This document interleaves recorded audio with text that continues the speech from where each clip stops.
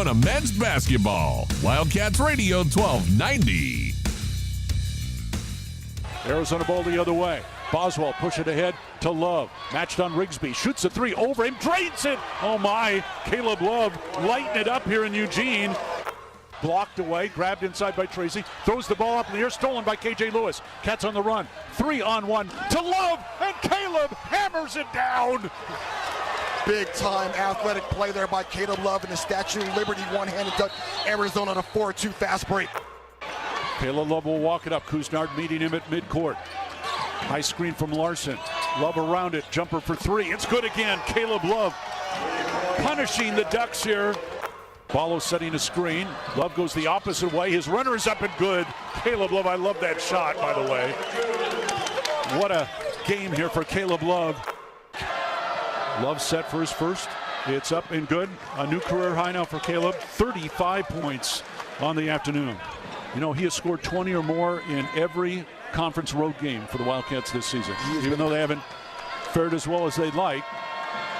Second free throw is good. No, Arizona's getting the best version of Caleb Love, and he's shown the quality of a player he is. I like that version of Caleb Love. Let's keep that version of Caleb Love doing great things for the Arizona Wildcats basketball team as they enter on a home weekend against the Bay Area schools. The final time we will see Cal and Stanford into Tucson as members of the Pac-12 Conference. Welcome to the Meridian Wealth Management Countdown to Tipoff Show, getting you set for Arizona and the California Golden Bears tonight at McHale Center. It is a 6:30 tip-off. We've got you from 2:30 to 5:30 before the network takes over, and then Brian Jeffries and Ryan Hansen will have the call tonight of the ball game. We'll be back with you afterward for the post-game show. So about 9 hours. 9 hours of Arizona basketball coming up for you this Thursday afternoon. Welcome to February. And let me welcome in the gentlemen that join me for these programs. We've got the captain. That's not him. That's him right there, Calvin Efod. I should know these numbers by now. It's only been, 20 games already? And then you got J.W. Madden over there as well. He's the man running the controls, steering the ship, making sure it stays on track. Let's tell you a little bit about what we've got coming up for you over the course of the next 3 hours. Let's take a look at the Right Way Rundown and see what's coming up on our pregame show. Brought to you by Right Way Heating, Cooling, and Plumbing. Do things the right way. All right, we'll take a look back at that Oregon game. You heard the highlights there. 36-point performance by none other than Caleb Love. We'll get our first check of the California Golden Bears, who the Wildcats beat up in Berkeley on the front part of this season. Lost, however, to the Stanford Cardinal. They'll be on tap on Sunday. Steve Croner from the San Francisco Chronicle will join us. He'll give you your opponent's scouting report on the Bears. We will finally, I got a chance to get to a press conference for Tommy Lloyd. So we've got DK with TL is back this week. Some of the questions that I posed to the head coach of the Arizona Wildcats. Your best bets. The line on this one is a familiar line at home for the Arizona Wildcats. 19 in favor of the number 11 team in the country. Will they cover that tonight against the Golden Bears? And our view from courtside will be delivered by none other than the man who will call the game on radio and has done so for the past 37 seasons. Brian Jeffries will join us for that. Guys, coming off a huge win in Eugene on last Saturday, a game that the Wildcats absolutely had to have. Now 16-0 in games after a Tommy Lloyd loss in the Tommy Lloyd era. We'll hear what the coach thinks about that coming up a little bit later. But again, you didn't want to lose. You never want to get swept on the road in any season, and particularly if you're this team, which has such a high net ranking, which is still in line to be a number one seed in the West. You definitely did not want to leave Oregon schools without a victory. No, you couldn't do that, and especially you want to win your conference. I mean, that's the first thing. The first order of business is winning your conference, getting a bye, going into the conference tournament. So, no, man, I just think it's a thing that where you basically had to have it. I mean, the Oregon State game. That was a tough win. You always want to at least get the split. So that Oregon game was just a huge win in a multiple situations because one, you beat the team that was basically number one in the conference, and two, now getting ready to go into your home these home games right now. You got a chance to get ahead of them a little bit. Yeah, I mean, and that's the thing. You want to start to, as Tommy said this week, you want to start stacking some W's now. Stack those W's to put yourself in a position to be the front runner now. You would rather have teams chasing you than have you having to chase teams, which is kind of what the Wildcats were doing there, J-Dub, over the first part of the schedule in the Pac-12. Yeah, with some road struggles, right? And to me, you look at what they did up there in Eugene. They shot 50%, cut their turnovers down only 10, played from the lead the entire game. They basically took Oregon out of what they were trying to do offensively. And what they did, guys, is win a game on the road against a team who has yet to lose in their home building. And they got two more coming up on the schedule. They got Utah and Colorado, both undefeated as home as well. So what they did to me is prove to themselves they can go to a hostile environment like that with this year's roster and beat a really good Oregon team on the road. Coming back home to face the Bay Area schools, obviously, don't want to look ahead. And I believe they know now that this roster, Kelvin, can get that done. Yeah, man. I mean, and you just look at the way, man, the seniors, Caleb Love and Keyshawn Johnson, are starting to take ownership, with this squad. I don't think Coach Lord will go to him now and say he don't need those points. Yeah, you know what I'm saying? Right. Yeah. I mean, and just to see Keyshawn, man, knock down those threes, that's huge as well, because now that power forward, the other big that's guarding opposite of Ballo, can't help out so much on him because he's proven that if you leave him out there, man, he can knock down some big time shots. And real quick, fellas, Caleb Love. I mean, we've seen the 30-plus points. We've seen him do that, especially on the road. As you heard Brian say there in that cut, he scored at 20 or more on every single conference road game. But 12 out of 18. 12 out of 18 from the field. I mean, that's the efficiency you're looking for. If you got a cutthroat guy out there who can go get his, if you can be that efficient as well, it's hard to lose games when your best player is enforcing his will, Kelvin, on the other team and doing it that efficiently. And the biggest thing was, and DK said this from the beginning, he's getting to the cup. You look at it, he made 5 of 8 threes. He'll shoot a lot of threes if he need to. Yeah. But he got to the cup, man. I mean, you look at it, what is that, 7? What's that? 7 out of 8? Yeah. I think on the broadcast last week, they said he was something like 60% at the rim. Right. Yeah, that's crazy. Yeah. And Tommy Lloyd saying this was a game that the Wildcats needed to win against Oregon. We've been fighting to play better. It hasn't been coming easy for a while. There have been some ups and downs, but it's part of it. It's part of the journey. So I'm really thankful our guys hung with it. I mean, I think this is it's a good step forward for this team this year. Do you think in some way though they just lock in even more maybe after a game like Thursday? You hope so. You hope there's a response, but at the end of the day, Bruce, you have to be a mature enough competitor that you're not riding the emotional ups and downs of play bad then respond and play good. I mean, you want that response when you play bad, but ultimately I want us to be more consistent. I just thought we had a way more consistent approach today. Our decision making was better. We were solid. Obviously, Caleb played really well, but I just felt overall we were in control of what we wanted to do. Caleb Love, 36 points, the 23rd player in program history to score 35 or more in a single game. As we mentioned, he did it on 12 of 18 from the floor, and very efficient in that respect. 7 of 10 from 2, 5 of 8 from 3, 7 of 8 from the line in the ball game. Tommy liked the way, though, that it all came together for the senior guard. Yeah, I didn't think he was going to miss. So, and it was beautiful. His points, I felt like, were really spread out. I didn't feel like there was no 2-minute explosion. It was just very consistent, and he delivered on the opportunities he got. And I mean, Caleb Love's a really good basketball player. You've had some games where you've told him, hey, we got other guys in the score. Was this a game where you were like? No, I mean, I told Caleb coming out of half, I said, I think he had 20 at half. Yeah. I said, Caleb, if you score 20 points and we win, I mean, that's the objective here. So just manage the game and make good decisions. You don't need to play for a record. You don't need to play for any of that stuff. Just play the right way, and that's what he's really been doing for us. So apparently he's still telling the guys, hey, I don't need you to score 30 if you don't. I mean, we can win without you scoring 30. But hey, if you go out there and like he said, play the game the way that needs to be played, and you score 30+ points, then that's a completely different story. I think we'll take that every day of the week. To me, it's kind of like you hear some fans say, "Go put them in foul trouble."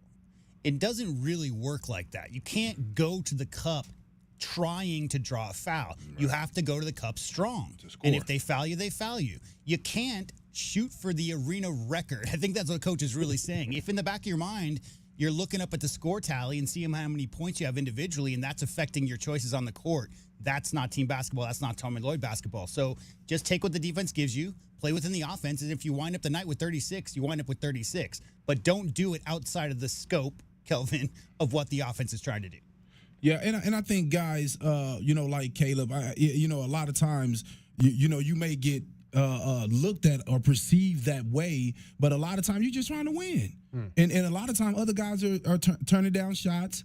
That's why I was happy to see Keyshawn take more shots. I was happy to see Colin take more shots, because guess what? If they don't take the shots, somebody has to take them, or guess what? It's going to be a turnover. So some of the games where Caleb took more shots, it was because he was willing to. He was willing to miss them. I honestly saw, my guy Boswell. He was turning down some shots. He was turning down. So who's going to shoot him? Yeah. Who's going to shoot him? I mean, so I just think sometimes, you can get, even when he was at North Carolina, I watched at North Carolina, they didn't have guys that could create shots. They had big guys, but one problem a lot of time with having huge guys, they can't create their own shot. So what ends up happening is everybody play great defense on them, and it leaves that one guy to end up taking a gang of shots, and you force him to beat you or whatnot. So, and that ends up being on the coach to create some offense and create some plays to get those guys open. But if it's just that stand around thing and, my system is just going to work, then you may get a guy, taking a few shots like that. So I think sometimes, man, with a guy like Caleb, I guarantee you he prefer to play like this. And he preferred Boswell to go for it. Yeah. He preferred Keyshawn to take his shots. But when they don't, do I supposed to leave the bullets in my gun? No, yeah. I'm letting it go. And to that point, on the season, Caleb Love's taken 292 field goal attempts. Second place on the team is Kylan Boswell with 181. Okay, so more than 100. However, there's 4 guys on this team with 150 or more field goal attempts. So Kelvin, we're talking about there are guys, especially those seniors, who are willing and able to take those shots. And Caleb Love's never going to have to do it all on his own. And when he's got it going like he did up in Eugene, that just opens it up for everybody else, because you got to put some more defensive attention on him. He's not going to have to do it on his own. But there were some games there where Ballo wasn't going. He was a little frustrated on the inside. He wasn't getting calls or whatnot. Sure. Our guy Boswell was struggling. And all this was happening at the same time. Yeah. You know what I'm saying? And as well as Keyshawn just wasn't looking for shots, right? He only took 5 and he made 3 threes. So I thought he took 2 less shots in that game. Even Jaden Bradley, right? Jaden Bradley would get in the lane and then he would just kick it back out or whatever. But last few weeks, Jaden Bradley gets that 10, 12 footer. He's comfortable in that area and he's putting it up. So now I think as we've been saying, these guys are getting to start to know each other. And we're going to look for, I would say we'll look for more clarity today, but that'll be a little hard because they're undefeated at home. So what are we going to learn here? What are we really going to learn here? But it's the next road trip, right? Right, yeah. The next road trip when we're really going to find out Utah, they're Colorado. coming together. Yes, sir. Yeah. All right, let's hear from Caleb Love after his 36-point performance up in Oregon. Yeah, for sure. We knew, what was at stake as far as, being first place in the league. And so we wanted to come out here and, with our hard hats on and kind of put that game behind us, the Oregon State game. And so we came out here and handled business. Do you guys feel like Thursday night makes the difference even more? I mean, it just gives you that much more to be sharp out there in the night? I think we was going to come out sharp regardless. Obviously, hats off to Oregon State. They played a good game, and he hit a crazy shot. So, but I feel like coming into this game, we was definitely come in ready to play. I think you hit 5 threes tonight. Feel like you hit the first couple, I felt like you kind of got into a groove early on offensively. Yeah, for sure. I just, try to play within the offense, let my teammates create for me, and, I give my credit to them for this performance. If it was the arena record, the most points anybody scored in this arena. Yeah, I smoked the leg, too. I could have had more, but it's all good. There's been games, Caleb, where I think that was one game you had 20-something, and Tommy told you that, hey, the other guys can score. Was this a game where maybe you felt like you needed to really... I just played within, the offense and with my teammates, and like I said, I let them create the shots for me. And, we got our PG here, and, he runs the show, and, we play off him, and so when he playing good, we all play good. All right, that's Caleb Love after his 36-point performance on Saturday in Eugene. Not only did it break the Arizona Wildcats' 3-game road losing streak, but it also broke a 6-game going over back to 9-year losing streak in Eugene, as the Wildcats had not won on the Oregon Ducks home floor since back in 2015. You can round that up to 10 years, probably. Yeah, sure. We could do that. But now they have done that, and they move on now to the Bay Area schools, who they played earlier. Actually, it was really late last year. It was before the turn of the new year in the Bay Area, having won at California, relatively easily, 100-81. And then an almost flip down in Stanford on New Year's Eve, where the Cardinal just absolutely shot the lights out, making 16 3-pointers to beat the Wildcats 100-82. So we'll see what happens on this side of the ledger. It is the Meridian Wealth Management Countdown to Tip-Off show. We've got much more in store for you. Stay with us. We want to hear from you. If you want to talk some Arizona Wildcats basketball across the country, across southern Arizona, across the state, 48520-848-1290 is the number to get in on the program. 520-848-1290. You can call us at that number. You can text us at that number. Download the Wildcats Radio 1290 app. You can interact with the program through our app. I'll tell you all about that as well when we come back. I'm David Kelly. You're listening to Wildcats Radio 1290. This hour of the Meridian Wealth Management pregame show is brought to you by Advanced Auto Care, Crest Insurance Group, Desert Diamond Casinos, First Chiropractic, Frog Inn Firkin, Kaiser Garage Doors and Gates, Picture Rocks Cooling, Heating and Plumbing, the Polston Results Team with Keller Williams, Southern Arizona, Royal GMC Buick and Cadillac, Royal Kia, Royal Jaguar Land Rover, the Window Depot. Tired of dry, itchy skin? Have mineral buildup at every faucet. Ram Plumbing's affordable, green, eco-friendly water softener and alkalized purification systems are built right here in our great state of Arizona and use a fraction of the wastewater as their competitors. Want soft water, non-chlorinated, or the best alkalized drinking water? You can trust Ram Plumbing to be your one-stop shop. Ask about their Water Taste Challenge. 40th year anniversary savings, up to $500 off water systems and $40 off any service. If your plumbing's in trouble, call Ram on the double. Old Pueblo Harley-Davidson wants your bike. Call us or visit our website to schedule an appointment or stop by today to receive an inspection and an offer. Whether you're looking to trade in and trade up or just looking for some extra money, we're prepared to make you a tempting offer. Don't deal with the hassle of selling it to a stranger. We're here to make the process quick and easy. Only at Pueblo Harley-Davidson or online at PuebloHarley.com. Again, stop into Old Pueblo Harley-Davidson or online at OldPuebloHarley.com. Some restrictions may apply. See dealer for details. As Arizona's leading personal injury law firm for more than 30 years, Goldberg & Osborne agrees, bear down, Arizona. With offices statewide, including 5 in Tucson and southern Arizona, the Eagle gives you home field advantage. More than 1,800 5-star Google reviews prove Goldberg & Osborne has the playbook for any situation. So after any accident, let the attorneys voted best personal injury law firm tackle that insurance company and get you the settlement you deserve. Goldberg & Osborne, 1-800-THE-EAGLE. Sean Furrier for Jack Furrier Tire and Auto Care. Now that winter is really here, cooler overnight temperatures mean that your tire pressure warning light could be on. In most cases, you solve the problem by simply adding the correct amount of air to your tires. As always, you can stop by any of our 14 area Jack Furrier Tire and Auto Care locations for a free tire inspection and air pressure check. And if you need help with that low pressure warning light, we fix those too. Check out jackfurriers.com. Jack Furrier Tire and Auto Care since 1960, here to get you there.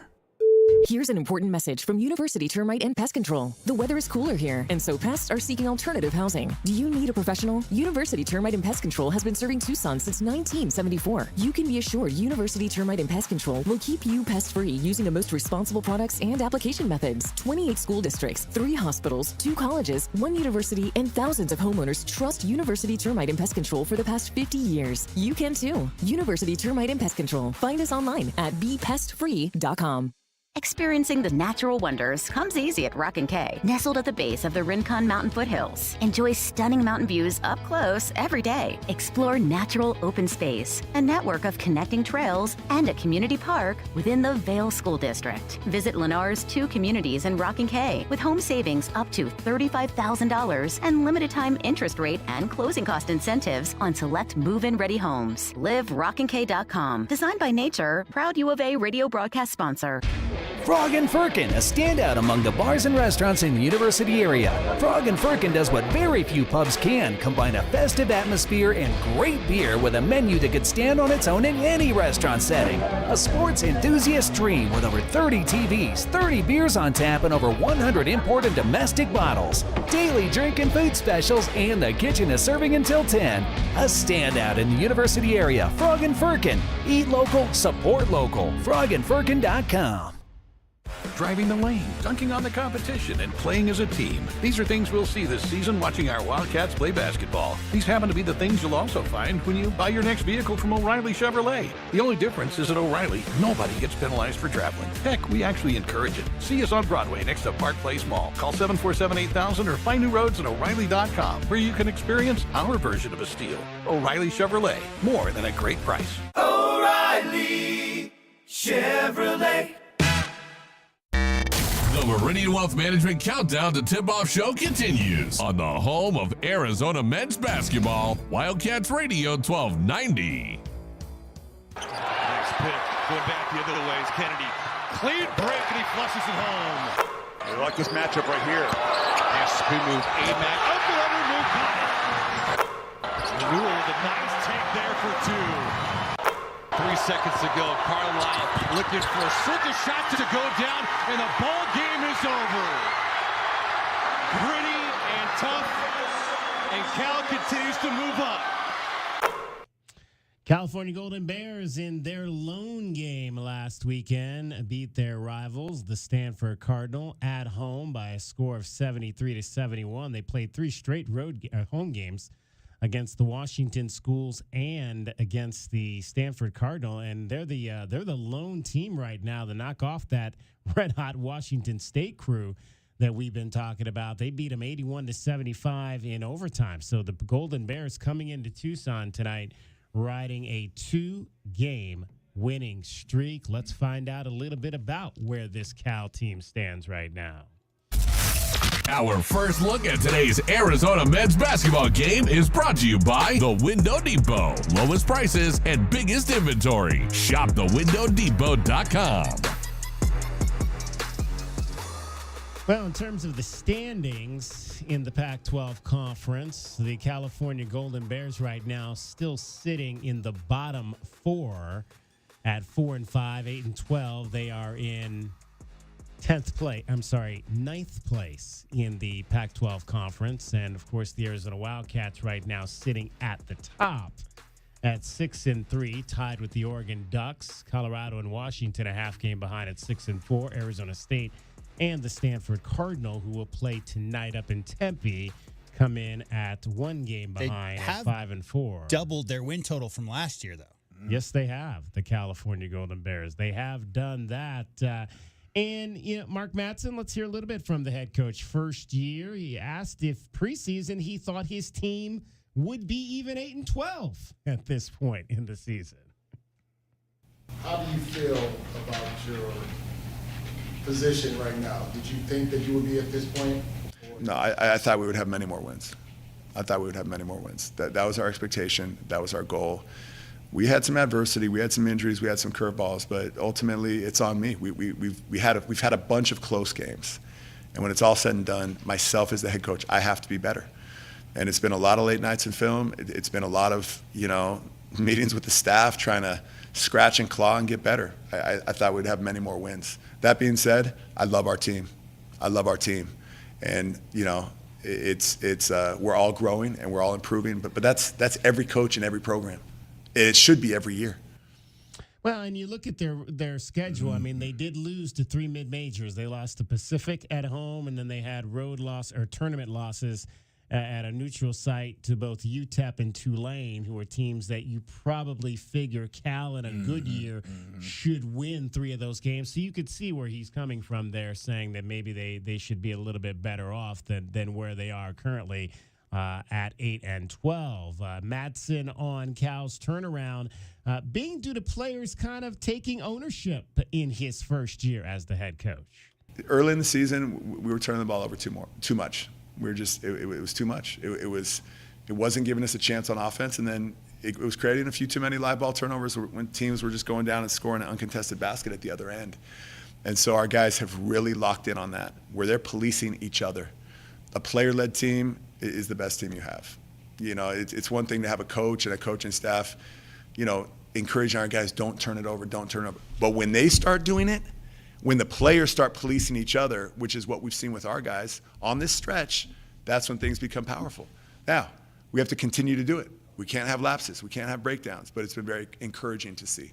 Yeah, it's interesting because when you look at total stats for most teams, you don't, especially in the turnover category, just say, for example, Arizona, they've got 44 less turnovers than their opponents, whereas Cal has 17 more turnovers than their opponents. So definitely when you've got a young team, or at least a team in the first year under a head coach, you know, that's something that you want to try to curb if you're them, and it sounds like they're starting to do that. Yeah, I mean, but when you're trying to put together a new group of guys that just started playing together, same as I say for the U of A, I'm going to say it for Cal, and they don't even have the caliber of players that U of A have. It's going to take time. Yeah, they was in a lot of close games because you don't know each other, and you can't win games like that versus those smaller Division Ones. Those guys been together for 4 or 5 years, most of them. So, yeah, you get Spencer Jones. I mean, not Spencer Jones, Amik. Fardaz Amac. Yeah, I mean, you get new guys like that, and Cone in there as well. You get new guys like that on the team, man, that come in, you know, playing dominant basketball. It takes a little time for everybody to understand exactly how each other are playing, and you see in these last couple games that they won tight games because of those losses finally coming together. Yeah, and if you want to put that in perspective, this team averages about 12 turnovers per game, 11.6. They only had 9 against their rival. They only had 4 in the win over the Cougars. 4 turnovers against Washington State at home. So what Coach is saying right there is that obviously you give your team a better chance, Kelvin, if you get offensive possessions and if you're throwing the ball over the court. Because as you just said, you may be not familiar with each other. It's a problem. It's harder to win that way. So they're cleaning things up. All right, the Wildcats have pretty much played everybody in the conference one time through, except, of course, for their rivals, who they still have on the docket twice. This will be the second time around with the teams from the Bay Area. And Tommy this week asked if either side has really an advantage the second time around. I mean, it probably gives both teams an opportunity for an advantage. You know, I mean, if you've played each other, once, you have, real live bullets. When you go back and look at the film, it's us versus them and them versus us. So, but at the end of the day, that was, over a month ago now. And, and things change and evolve over the course of the season. It looks like to me they're playing really well. I mean, the Tyson guy, he's a heck of a player. I mean, he's really aggressive, really strong, skilled, perimeter player. I mean, he's leading the conference in scoring, and then, they're big. They use him in a variety of ways, and, kind of like a modern-day big where they facilitate through him and play through him, and he's good at doing that. And then, Cone is obviously an explosive scorer who, he's, he may be a little bit streaky, but, his streaks can end up in 5-6 made threes in a game. And then the Celestine kid's playing really well, too. I mean, it looks like me, he's really settled in, and their role players are playing good. So, to me, that they got a solid squad. And it seems like Madsen has kind of solidified his starting lineup. He's had 8 guys who have started games, but the same 9 have started all of the games in conference play, in which the Golden Bears are 4-5. Jalen Tyson, who you heard the head coach talk about. He's their leading scorer in conference play and overall, like 22 points a game. Fardaz Amack. Jalen Cone was the other Jalen he had mentioned there. Keontae Kennedy, who was hurt at the beginning of the season and was just kind of starting to come back the last time that we saw them. That was the transfer out of the University of Memphis. And then Jalen Celestine, who we saw quite a bit in that last game. I mean, those have been the consistent starting five now for his team since he got into conference play. And again, like I said, they're starting to kind of roll into some consistency, having won 2 games in a row coming in here. You know, it makes sense. I mean, you look up their roster and you see Texas Tech, these Memphis, these guys just transferring in, and you're trying to figure it out without stepping on each other's toes. And I just think that Jalen Tyson, again, one of my Texas natives, right around my area, Plano right there, he just really stepped up, man. I watch him in the attitude that he's brought to that team. I think he brings that go-to guy to make everybody else feel comfortable. And I think the one thing that Arizona has to watch out for is knowing that you blowed them out last time. Yeah. I think that's what they have to watch out for, and do realize that this team has gelled more than when you first saw him early in the year. So that's the one thing is underestimating them, like I did Oregon State. Because I fanboyed the Oregon State game. I was like, I'm thinking about the Oregon. I'm not fanboy nothing else. I'm going at it like a coach and a player. And I ain't underestimating nobody. And right now, Cal would have what they say, being the square right in the middle of that target. Yeah, and look no further if you're talking about transfers and well-traveled guys than Fardaz Amack and Jalen Cone, the 2 guys he just talked about.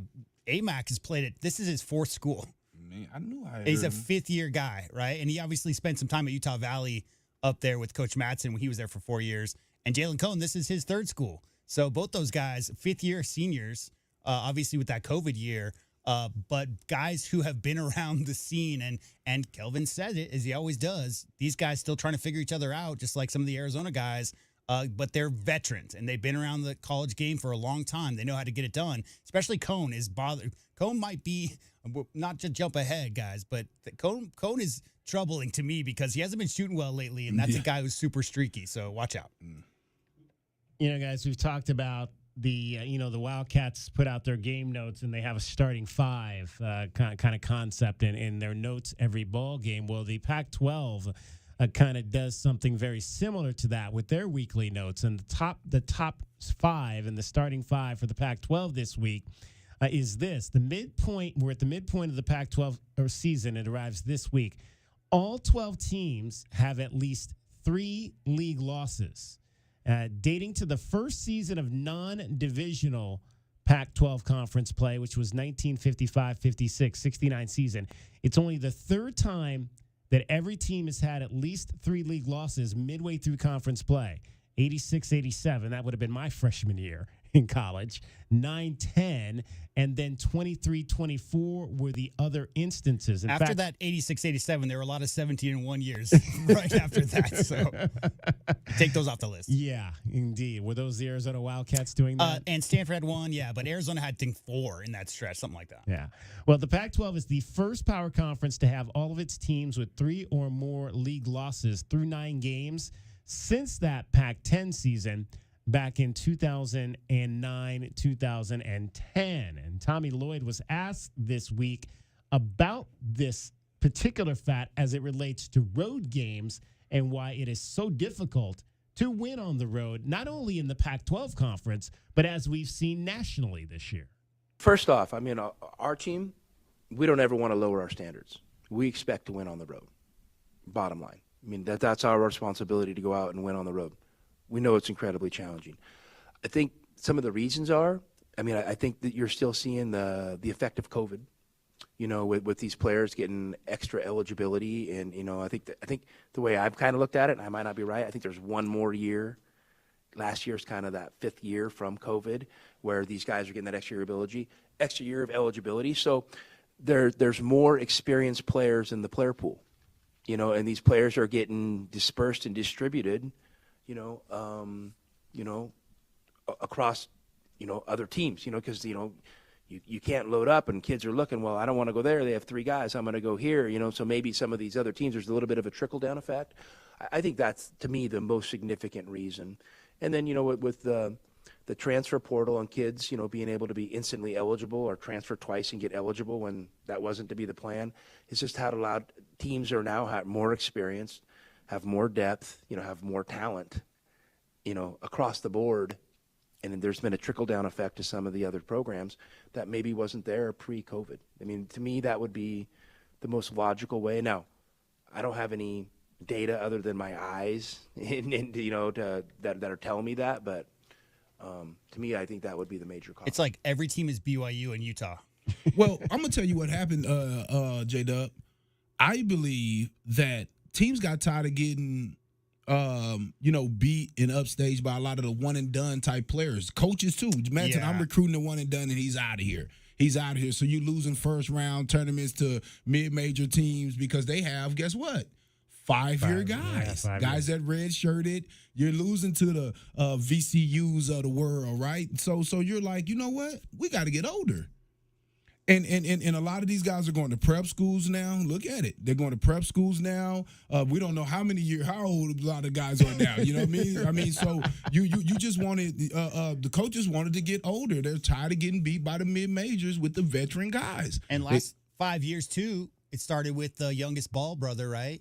A lot of those guys are not even going to college. They're going straight to a pro. They're even going overseas for 1 year pro ball, or they're signed with Overtime Elite, some of these teams. And that trend has happened these last 4 years. So even then, if you're talking about the Kentuckys, North Carolinas of the world, if you've got one of the 5 best players in high school ranked, and you've got them, convinced that they want to come to your school, and 6 weeks out from when that's going to happen, they decide they're going to go play pro ball, right? Then all of a sudden, all that work you put in. So, like Kelvin's, losing to the VCUs of the world is a reason to get older. And a lot of those one-and-done guys aren't even going to college anyway, so why waste the time if there's a guy who might be hinting that he wants to go straight pro and make money right now today? Let him go do that. But there's other guys we want to put on our school's uniform and play for that city. And another thing I want to address, I want to say this. I actually love that the guys could play immediately because you want the games to be good. You want it to be competitive. Now, I understand the people, the haves, they like, no, that ain't the way it meant to be. It's meant to be they transfer once.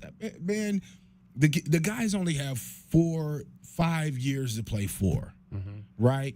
And to me, as a coach, I don't care how you play them, where you play them. If you play for me, great. If you don't, great too. And so, I just be thrown off by that a little bit, DK and J-Dub, when, I think if a school is going to accept them, they have the grades to be eligible or whatnot. Why you have to sit? It makes no sense whatsoever, right? Because I still think it's a tough coaching job to coach up a team full of those guys as well. That's what we've been talking about here. Like, hey, you got these new guys. It's going to take time. Sometimes they don't even come together. Right? But so it don't always work. So I think that's the roll of the dice that you take when you accept those kids. But I still feel like that, man, if you transfer 4 times, you should be eligible. And it's up to that team. It's up to that coach. It's up to that team. I don't care. You're not on my team, DK. Yeah. Once you leave my team, hey, I respect you.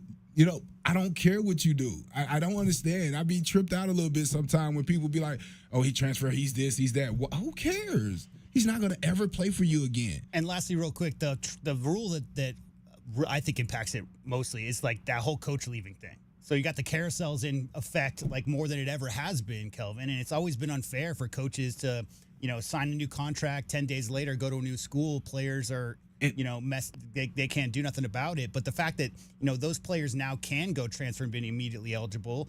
Another team gets older, another team gets more experience, and the players get to get right back in it. And the last thing I'm going to say on that, a lot of times the guys be leaving, they be amicable.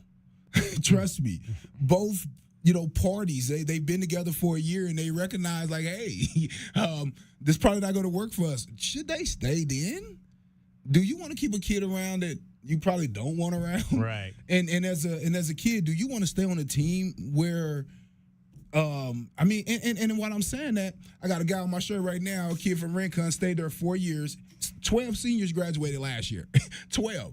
Most people would have left, to go to another school to be more competitive because you got 12 new guys coming. He stayed, so I respect that big. That's why I'm wearing this shirt. I never left U of A. I stayed here for 5 years. I thought about transferring, But I also thought about, man, it's going to be hard to start over somewhere else. Yeah. But what I'm saying that is, though, but that's your choice. That's your choice. A lot of people said this kid is stupid for staying. You know what I mean? But, hey, they're having a tough year. They made the playoff last year. They're having a tough year this year. He's fighting through it. He's having a decent year, not great, but that's how it goes. That's how it goes. And he's going to, for sure, be stronger for it, right? But at the same time, you shouldn't have nothing against those kids if they make a decision to move on and another school accept them. Because what we do know is people in the transfer portal, a lot of those guys don't make it to another school. I've always loved old teams. I love old teams that play together for 3-4 years. That's the style of basketball I like to watch in March. Me too. Who is this young man on your shirt? This is Zaire Hayes over at Rincon High. All right. Over at Rincon University. Kid I been training since he was in the 5th grade. Just a real good kid, great family. Just plays hard, man, and puts his everything out there. And I just went to his senior night the other night, and I said, man, I can't make the game tonight, so I'm just gonna show some love right here. There you go. All Yes, right, sir. outstanding. All right, it is the Meridian Wealth Management Countdown to Tip-Off Show, Arizona and California, on tap for a 6:30 tip-off with Kelvin Efon and J.W. Madden. I'm David Kelly. You're listening to Wildcats Radio 1290. That's been our first look at today's Arizona men's basketball game. Brought to you by The Window Depot. Lowest prices and biggest inventory. Shop thewindownedepot.com. This is the Meridian Wealth Management Countdown to Tip-Off Show on the home of Arizona men's basketball. Wildcats Radio 1290. KCUB Tucson, a Cumulus media station. We have the Arizona Wildcats covered on game day like no one else. We are Wildcats Radio 1290. Hi, this is Natalie Fernandez-Lee, President of Meridian Wealth Management. As a fiduciary investment firm, our clients have trusted us to guide them down their financial paths for decades. Whether you are an individual or family, business, foundation, or nonprofit, we are committed to your long-term goals and financial futures. We are proud supporters of the Tucson community and all that makes our city so special. Visit online at meridianwealthllc.com to learn more about Meridian. Advisory services provided by Meridian Wealth Management, a registered investment advisor. At Standard Restaurant Supply, their vision and #1 goal is to improve the lives of their customers and clients by providing a better culinary experience. Standard Restaurant Supply, if it's in a restaurant and not food, they have it. Open to the public, no membership fees, and they offer bulk store pricing without the bulk store purchase. Open Monday through Saturday at 601 South Cherry Avenue or call 885-2345. Standard Restaurant Supply is a proud sponsor of the U of A Radio Sports broadcast. At Nova Home Loans, we believe everyone deserves the opportunity to enjoy the independence that comes with home ownership. Whether you're a first-time home buyer who needs down payment assistance, have less than perfect credit, or looking to refinance, Nova has a variety of home loan programs for your unique situation.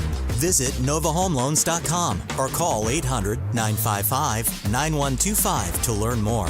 Not a commitment to lend or extend credit. Rates and available loan programs are subject to change without notice. NMLS 3087, BK 0902429, Equal Housing Opportunity. My heat and air were in a state of disrepair. Make sure your family is safe and warm during the cooler months. I'm Ron Arenas, the owner of Picture Rocks Cooling, Heating, and Plumbing. Heating is our middle name, and we can make sure your furnace is running efficiently. Call us at 520-440-4069 for honest heating and plumbing service to the Tucson area for over 20 years.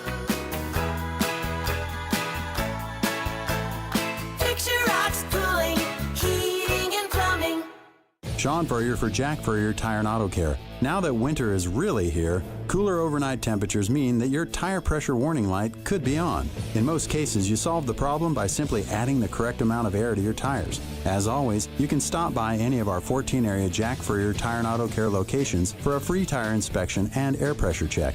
And if you need help with that low pressure warning light, we fix those too. Check out jackfurriers.com. Jack Furrier Tire and Auto Care since 1960, here to get you there. Tired of dry, itchy skin? Have mineral buildup at every faucet? Ram Plumbing's affordable, green, eco-friendly water softener and alkalized purification systems are built right here in our great state of Arizona and use a fraction of the wastewater as their competitors. Want soft water, non-chlorinated, or the best alkalized drinking water? You can trust Ram Plumbing to be your one-stop shop. Ask about their Water Taste Challenge. 40th year anniversary savings, up to $500 off water systems and $40 off any service. If your plumbing's in trouble, call Ram on the double.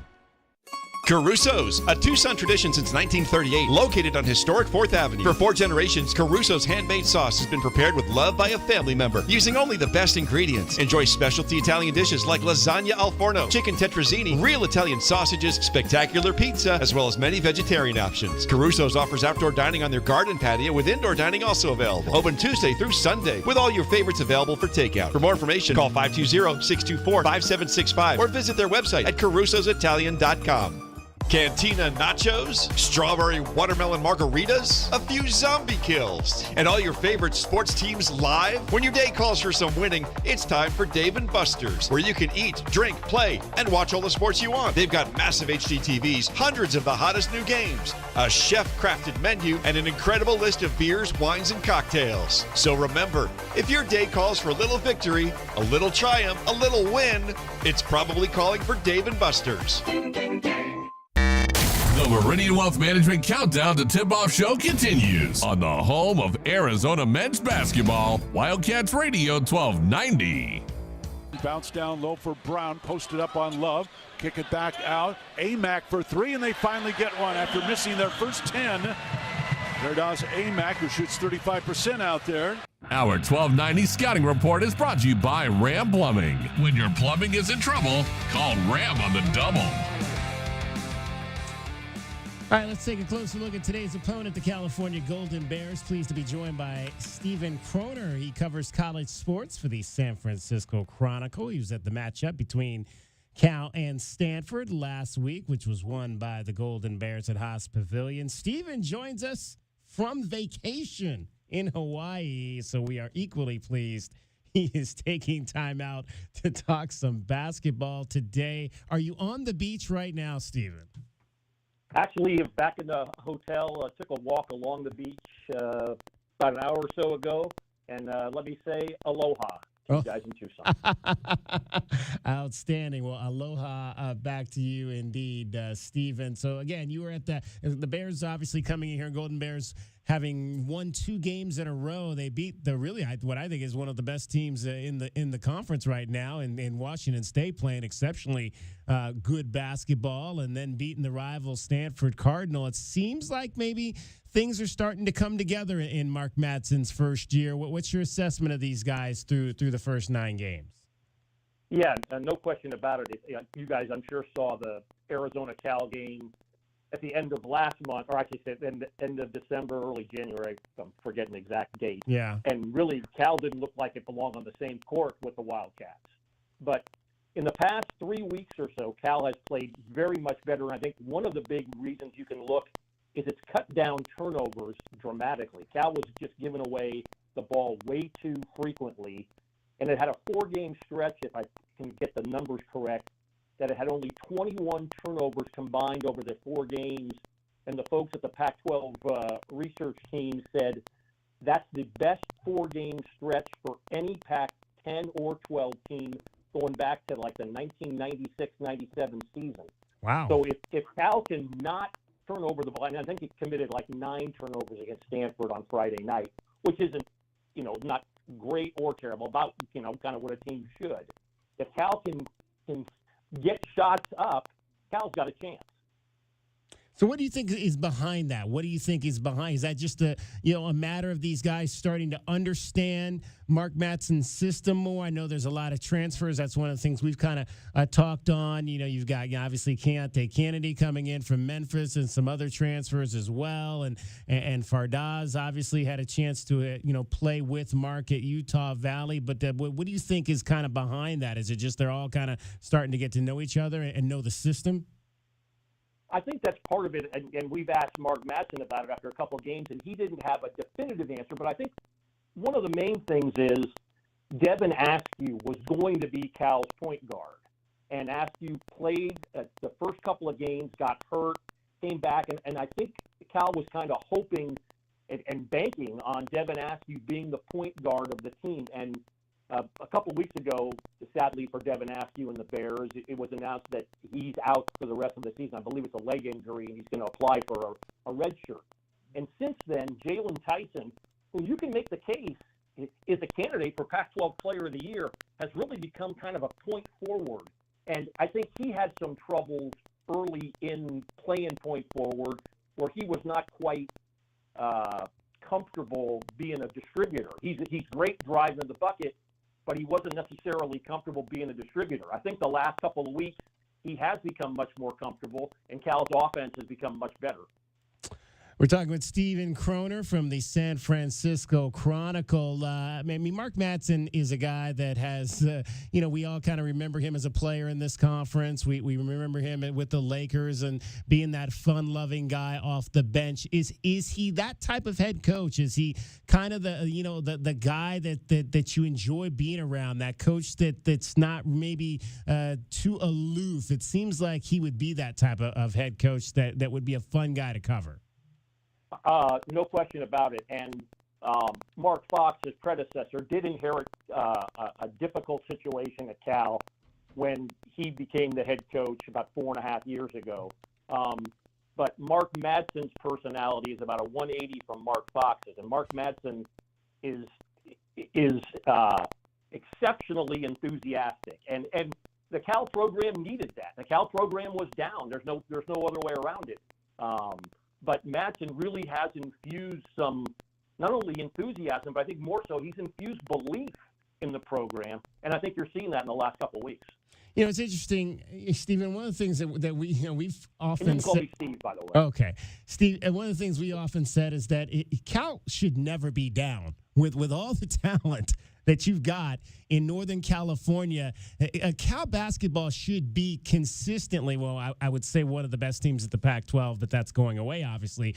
But they sadly, but they should be, top 30 in the country in basketball every single year with all the talent in Northern California. Is that the feeling, up there to people that live in that area and watch college basketball and see other teams like, Santa Clara and St. Mary's, who are often, at least even though on a lower rung, still at the top of their conferences?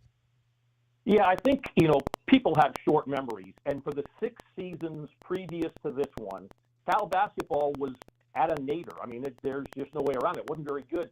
But people kind of forget, if you go from the mid-'80s, say, to the mid-2010s, and I'll just use this as an example. If you were going to say, what are the 2 hardest places to play in the Western United States in that time frame, I think you'd go either the McHale Center or whatever the kennel was before it was McCarthy Center at Gonzaga.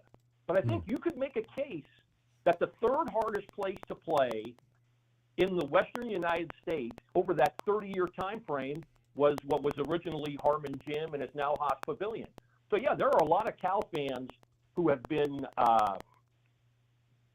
disheartened, disgruntled over the past dozen seasons, who now, again, and look, this season Cal had a number of early season close losses.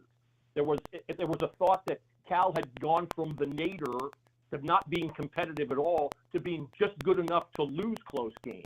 Well, in the last couple of weeks, Cal's won some close games, and if you had been at Haas Pavilion last Friday night, that was about as good a college basketball atmosphere in the Bay Area as there's been in quite some time. And I don't think that that's going to happen every time. There's obviously the fact that they're playing Stanford, but there still were 3,000 to 4,000 empty seats. And Madsen said after the game, this was great, but we're not stopping. We're not going to be satisfied until this place is selling out on a consistent basis. And it's not going to happen this season, but could it happen next season when maybe Duke and Carolina come to Haas Pavilion? Yeah, maybe. I was looking, and Cal only had 9 assists versus the Stanford game, and I noticed Jalen Tyson is plays real well in the one-on-one. And is they not really getting a lot of assists because they are again, as we said earlier, still trying to figure out who they are, who each other are, or that's just the style of play that they're playing right now. Just guys just kind of going for theirs. I think it's a combination. I also think that Jalen Tyson missed most of the last half of the second half with what looked like a hamstring injury on his left hamstring.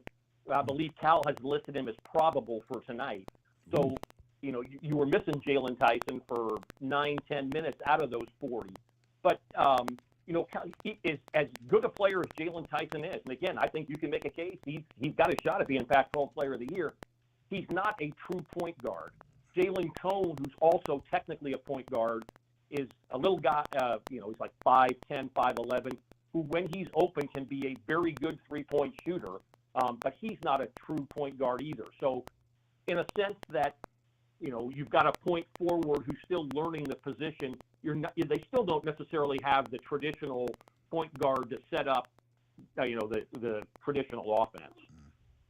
Steve Kroner is our guest. He covers college sports for the San Francisco Chronicle. He covers a lot of different things. And Steve, I want to hit on some other topics with you. Obviously, the second team to come in here will be the Stanford Cardinal. And boy, did they put on a three-point shooting show the last time that these two teams got together. How have things kind of gone from that respect since then for the Cardinal in your eyes? Well, Stanford's been very much an up-and-down team. Yeah. When it is hitting threes, and it has some guys who can hit threes, it's pretty good. It does not play particularly good defense, and it does not have a ton of speed. So it can be out-quicked and can look a little slow at times, if that's a fair assessment. But it's got some shooters, Brandon Angel, Spencer Jones, Kanan Carlisle, who's one of the best freshmen in the conference, was not considered to be a great three-point shooter. He had been. He was great against the Wildcats, as you remember. Against Cal on Friday night, he kind of reverted. He was good driving the lane, but he was not particularly good shooting the three. So I think Stanford, the old you live and die by the three, I think Stanford is one of those teams that does. And then you cover college football as well, and it seems like the Dick Tomey train just kind of continues to churn up there at San Jose State.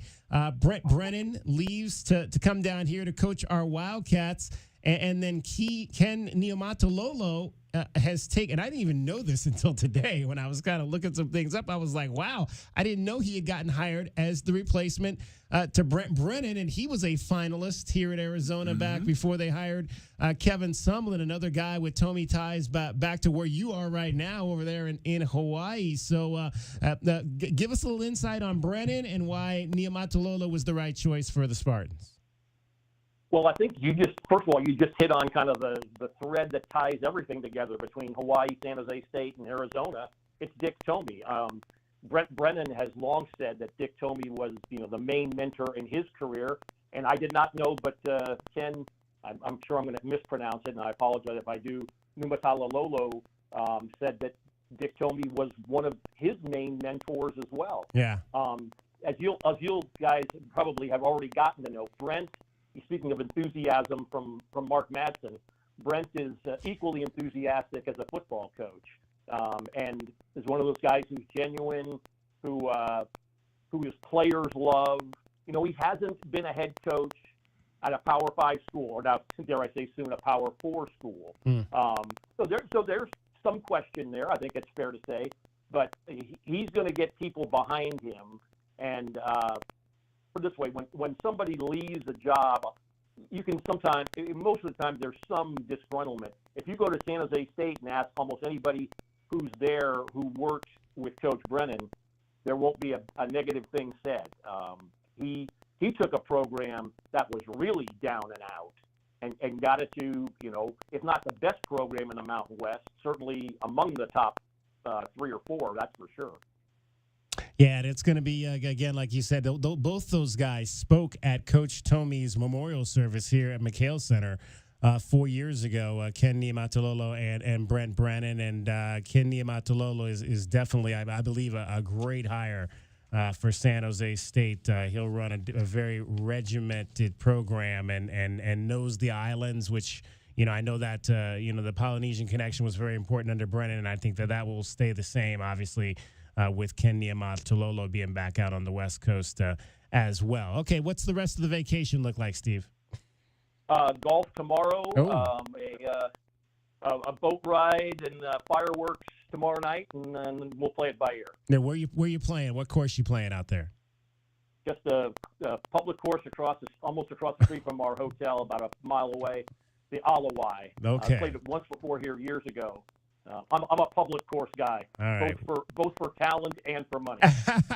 Well, regardless of whether you're playing on Hawaii, I'm sure even their public courses blow away ours anyway. So enjoy yourself, Steve, and we appreciate you taking a few minutes.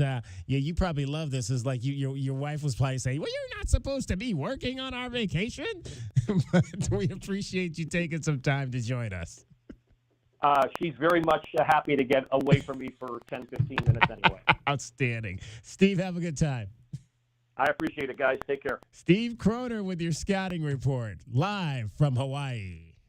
That's today's 1290 Scouting Report, brought to you by Ram Plumbing. When your plumbing is in trouble, call Ram on the double. This hour of the Meridian Wealth Management pregame show is brought to you by Advanced Auto Care, Crest Insurance Group, Desert Diamond Casinos, First Chiropractic, Frog in Firkin, Kaiser Garage Doors and Gates, Picture Rocks Cooling, Heating and Plumbing, the Polston Results Team with Keller Williams, Southern Arizona, Royal GMC Buick and Cadillac, Royal Kia, Royal Jaguar Land Rover, the Window Depot. The Window Depot is proud to sponsor the first look at today's game and would like to invite Arizona Wildcat fans to visit one of their Tucson warehouses. The Window Depot provides over 1,000 in-stock vinyl windows, interior and exterior doors, plus granite and quartz countertops, and a huge selection of custom cabinetry, all at the lowest prices in town. Consider the Window Depot your MVP when it comes to your home improvement needs. Stores are open Monday through Saturday, or order online at thewindowdepot.com. The Window Depot, more than a window store. True Wildcat fans know that when you're looking for the best place to watch all the big games on big screens, drinking cold beer and having the best food, all paths lead to Desert Diamond. Bet on your Wildcats and all your favorite teams 24/7 on our easy-to-use kiosks. Come chill on our comfy couches and build your best bet at Arizona's best bet, the Desert Diamond Sportsbook and Bar. An enterprise of the Tohono O'odham Nation. Problem gambling? Call 1-800-GAMBLER. Desert Diamond Casino is licensed in Arizona. This just in, Goodfellas AC is matching up to $2,000 on federal tax credit. Whoa, seriously? This is unbelievable. I gotta call Floyd at Goodfellas.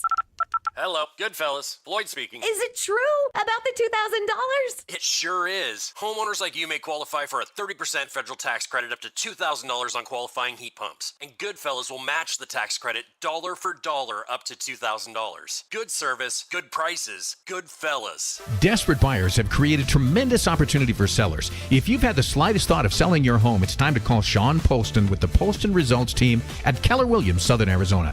Why choose the Poston Results Team? Past performance, more money in your pocket, over a 65% referral rate, an incredible Poston Results Team staff, and most important, communication, because you and your home matter. The Poston Results Team. When buying and selling really mattered, go to TucsonHomeValues.com. That's TucsonHomeValues with an S.com. Here's an important message from University Termite and Pest Control. The weather is cooler here, and so pests are seeking alternative housing. Do you need a professional? University Termite and Pest Control has been serving Tucson since 1974. You can be assured University Termite and Pest Control will keep you pest-free using the most responsible products and application methods. 28 school districts, 3 hospitals, 2 colleges, 1 university, and thousands of homeowners trust University Termite and Pest Control for the past 50 years. You can too. University Termite and Pest Control. Find us online at bepestfree.com. Hi, this is Tim Couch, retired NFL quarterback for the Cleveland Browns, partner at Meridian Wealth Management, and proud member of Meridian's Tucson Advisory Business Council. It's my favorite time of year, college football season. I've always been a proud Wildcat. As our firm has grown in Tucson with Ruben and Natalie Fernandez, I now cheer on 2 Wildcats every year. My alma mater of Kentucky, of course, and our U of A Cats. Here's to a great football season, and go Cats. Advisory services provided by Meridian Wealth Management, a registered investment advisor. Broadway in Tucson presents the Rockin' 2023-2024 season featuring 8 blockbuster productions including Disney's Aladdin, The Book of Mormon, Hairspray, and Chicago. Enjoy the Southern Arizona musical premieres of Tina, the Tina Turner Musical, Ain't Too Proud, The Life and Time of the Temptations, MJ the Musical, and Mrs. Doubtfire. Secure your choice season tickets today and get the ultimate in flexibility and the lowest prices all season. Visit BroadwayInTucson.com and secure your season tickets today. Does it feel like the price of everything is going up, up, up? We can't control the price of gas or groceries, but at Royal Kia, we never add market adjustments, even while other dealers add fees because inventory is limited. At Royal Kia, you can rest assured you won't pay market adjustments, and we stand by our transparent online pricing. Royal Kia, the dealership that's different. OAC plus tax, title, license, dealer installed options, and $529 doc fee. Royal Kia, Speedway in Columbus or royalkia.com.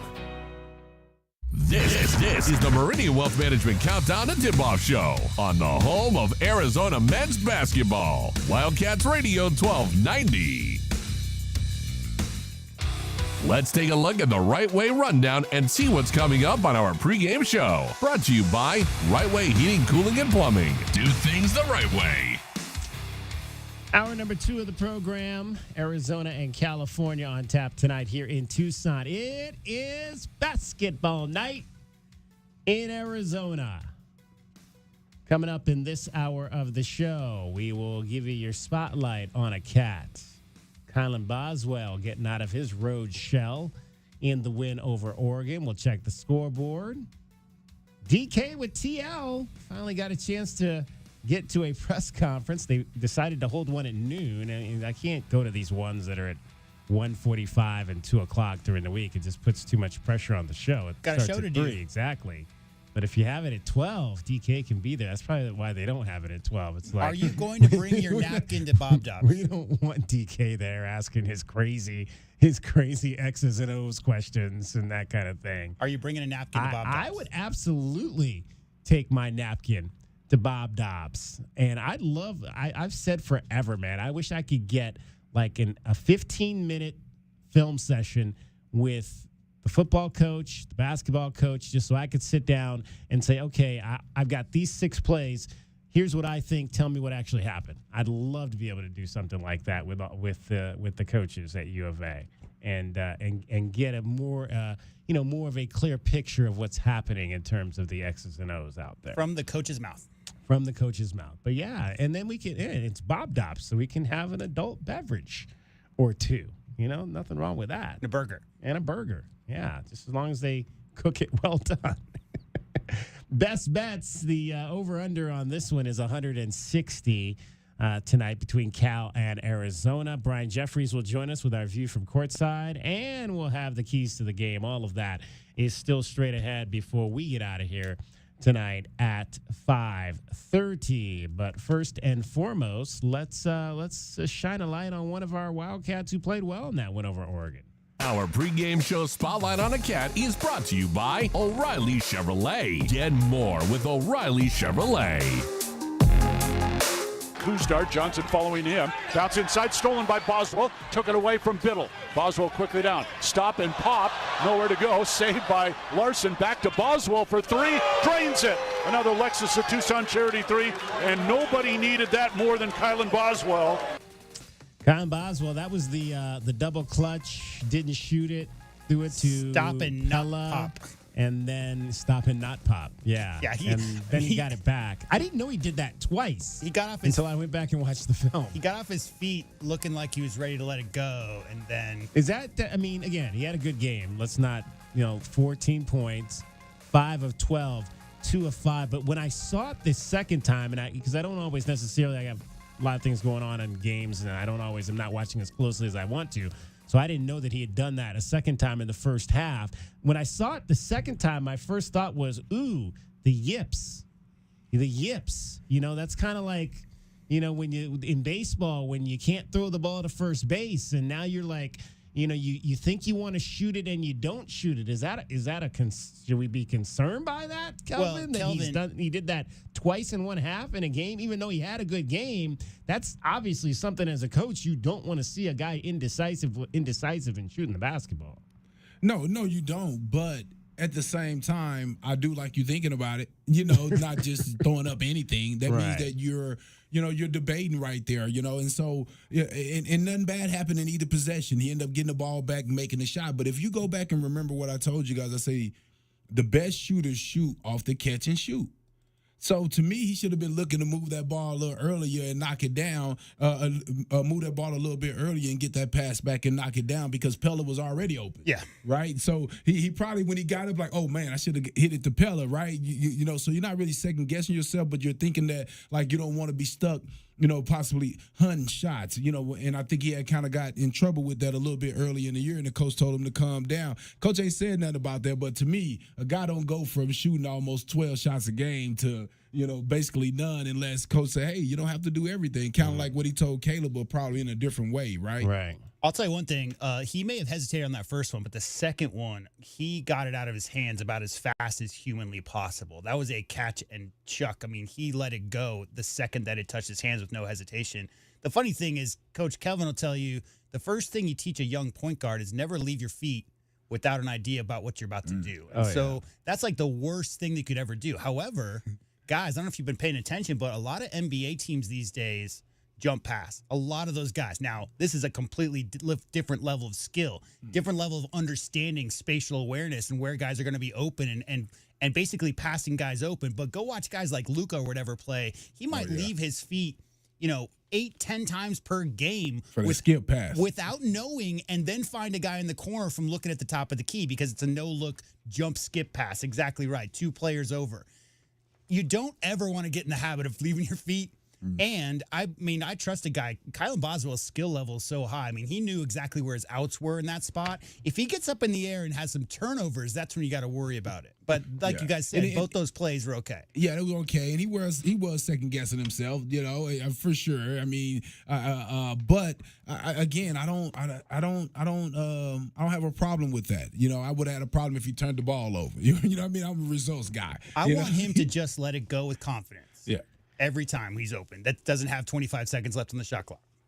It is the Meridian Wealth Management Countdown to Tip-Off Show. We're also brought to you by Dave & Buster's, the best place to eat, drink, and play while watching tonight's game between the Wildcats and the California Golden Bears. Let's hear from Kylan Boswell after his bounce-back road performance in which he went 5 for 12 from the field, 2 of 5 from 3, 2 of 2 from the line, scoring 14 points in 33 minutes. Playing alongside him when you realize, it's hot, you got to keep feeding him for sure. Always put my trust into how much work he puts in. It's nice to see him on the court reaping the benefits. Important to come back, like I say, after the last Thursday, did you get a feeling you guys are after the last Thursday? It can work either way. It can be kind of a downer to come into a Saturday, but you feel like you guys are going to come out ready to kind of make sure that you didn't turn into a last weekend type deal? No, yeah, for sure. I mean, after taking the L, come in the next game with kind of more of a fire. You don't want to take back-to-back L's. Trying to keep that streak for Coach Lloyd for sure. But no, yeah, that's definitely kind of the mindset.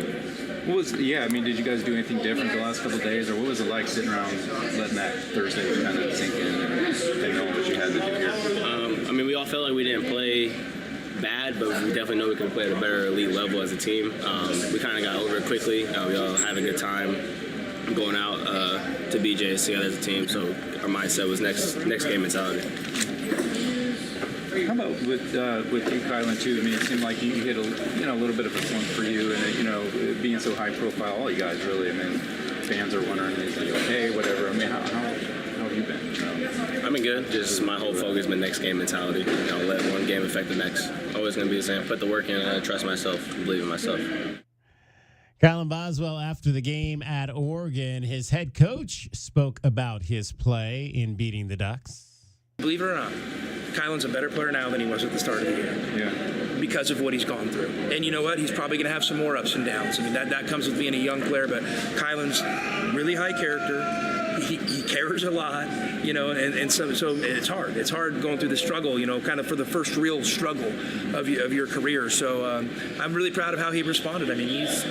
he's been nails. He's been super engaged with us coaches. He's doing everything you would want from one of your players. Yeah, what's he like when he has a little something like that? Or are you meeting? I mean, he's really good. He's really good. I mean, our guy. We talked about it with our guys. Like, hey.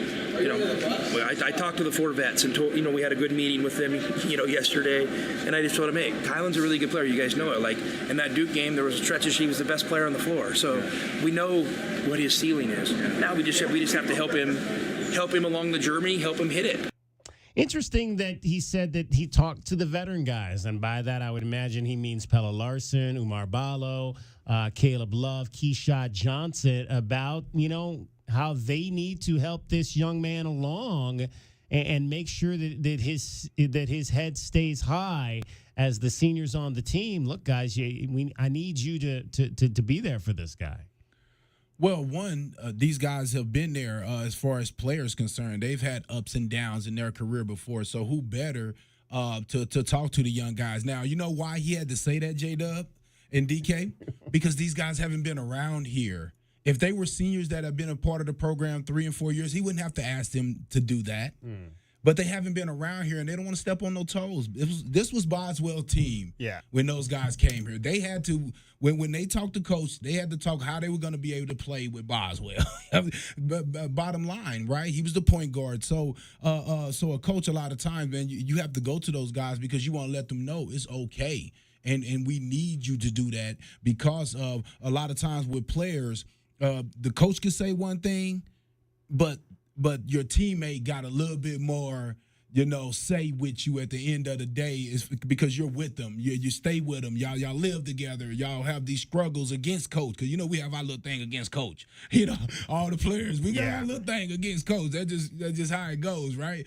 On a basketball team. So a lot of times the players have a better, could bring guys and help guys get through stuff better than the coaches. I just hope the vets are telling him to keep shooting. Right, because like Casey Jacobson and other people have pointed out, and we've all seen it with our own eyes, oftentimes when Kylan maybe has a turnover early, first couple of minutes of the game, maybe if his first shot isn't pure, he kind of stops shooting. And that's a problem because, again, you're talking about setting up, Kelvin keeps talking about how good he is on catch and shoot situations. Well, guess what? There's a lot of offensive threats on this team, and Kylan Boswell is the best shooter on this team. Fight me on it. I'm telling you, Kylan Boswell is the best shooter on this team. So when Kylan Boswell only takes 2 or 3 field goal attempts and stops shooting after the first 5 minutes, it's detrimental. You want to make sure that he keeps his head up, keeps shooting. I hope the vets are telling him just that because we've seen the talent. And guys, when Kylan Boswell's first shot goes down, he's a completely different guy.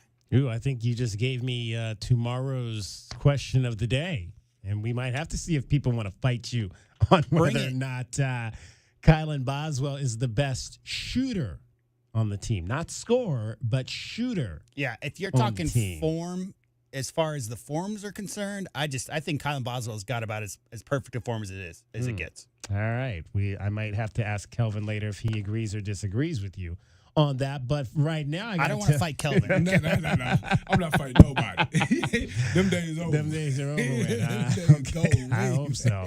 Wildcats Radio 1290 and Coors Light wants to send you to the Pac-12 men's basketball tournament in Las Vegas, March 13th through the 16th. Grand prize is 2 all-session passes for the tournament, $1,000 in cash cards. That'll cover whatever you need. You can use that to cover your travel. If you want to drive there, if you want to fly there, a few nights in a hotel, you can pay for that. We're not getting your hotel, but we're giving you $1,000 in cash cards. You can use that to pay for your hotel, whatever you want. So if you want to stay at the Best Western and then spend all that money on fancy dinners, you can do that. If you want to stay at Aria or the Wynn or the Cosmopolitan or any of those really nice hotels, you can do that. Whatever you want to do with that $1,000, that's completely up to you. And if you want to win, you got to head on over right now to WildcatsRadio1290.com and sign up. All the details are there.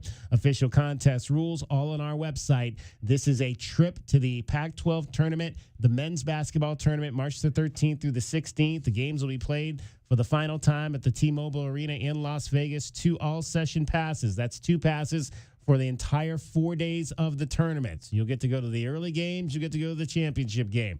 $1,000 in cash cards, All you got to do is head on over right now to WildcatsRadio1290.com and enter Good Luck from Coors Light and Wildcats Radio 1290. This is the Meridian Wealth Management Countdown to Tip-Off show. When we come back, we'll hear from Tommy Lloyd.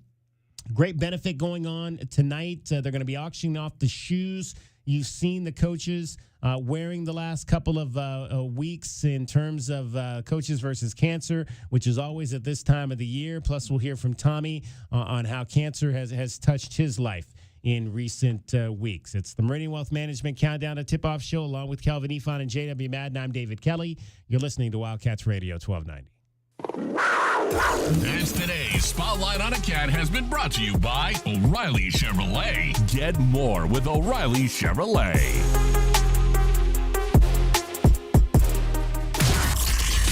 This hour of the Meridian Wealth Management pregame show is brought to you by Blue Whale Car Wash, Caruso's Italian Restaurant, Cool Willie's Air and Plumbing, The Diamond Store, Goldberg and Osborne, Goodfellas AC, Humane Society of Southern Arizona, Lexus of Tucson, Nova Home Loans, Recon Auto Detail, Ride Now Power Sports Tucson, Tucson Police Department.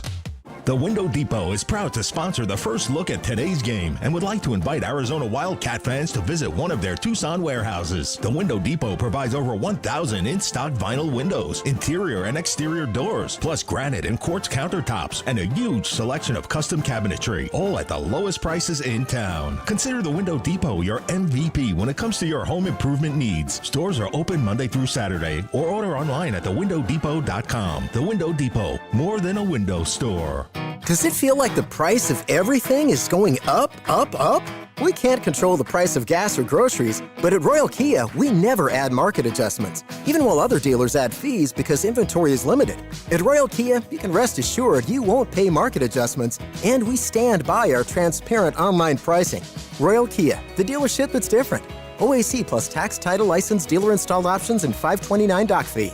Royal Kia, Speedway in Columbus or royalkia.com. Get the backyard you've always wanted with a custom pool from First Choice Pools. A backyard oasis built around you. First Choice is a full-service builder of beautiful in-ground pools and backyard designs for years of staycations. If you're ready to dive in, then visit TucsonPoolBuilder.com. Schedule now and get 3 months of full service free. First Choice Pools for installs, renovation, remodeling, and repair. Get started today at TucsonPoolBuilders.com. First Choice Pools, the first and only choice. Tired of dry, itchy skin? Have mineral buildup at every faucet. Ram Plumbing's affordable, green, eco-friendly water softener and alkalized purification systems are built right here in our great state of Arizona and use a fraction of the wastewater as their competitors. Want soft water, non-chlorinated, or the best alkalized drinking water? You can trust Ram Plumbing to be your one-stop shop. Ask about their Water Taste Challenge. 40th year anniversary savings, up to $500 off water systems and $40 off any service. If your plumbing's in trouble, call Ram on the double. As Arizona's leading personal injury law firm for more than 30 years, Goldberg & Osborne agrees, bear down, Arizona. With offices statewide, including 5 in Tucson and Southern Arizona, the Eagle gives you home field advantage. More than 1,800 5-star Google reviews prove Goldberg & Osborne has the playbook for any situation. So after any accident, let the attorneys voted best personal injury law firm tackle that insurance company and get you the settlement you deserve. Goldberg & Osborne, 1-800-THE-EAGLE.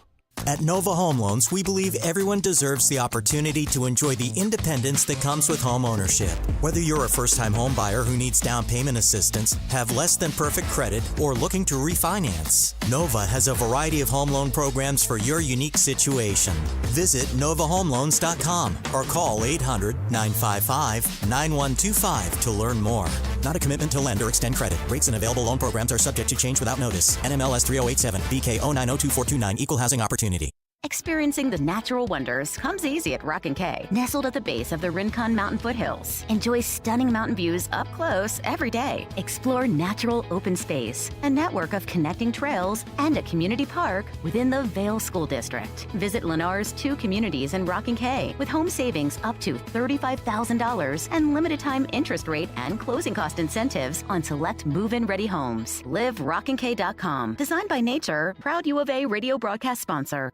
Caruso's, a Tucson tradition since 1938, located on historic 4th Avenue. For 4 generations, Caruso's handmade sauce has been prepared with love by a family member, using only the best ingredients. Enjoy specialty Italian dishes like lasagna al forno, chicken tetrazzini, real Italian sausages, spectacular pizza, as well as many vegetarian options. Caruso's offers outdoor dining on their garden patio, with indoor dining also available. Open Tuesday through Sunday, with all your favorites available for takeout. For more information, call 520-624-5765 or visit their website at carusositalian.com. KCUB Tucson, a Cumulus media station.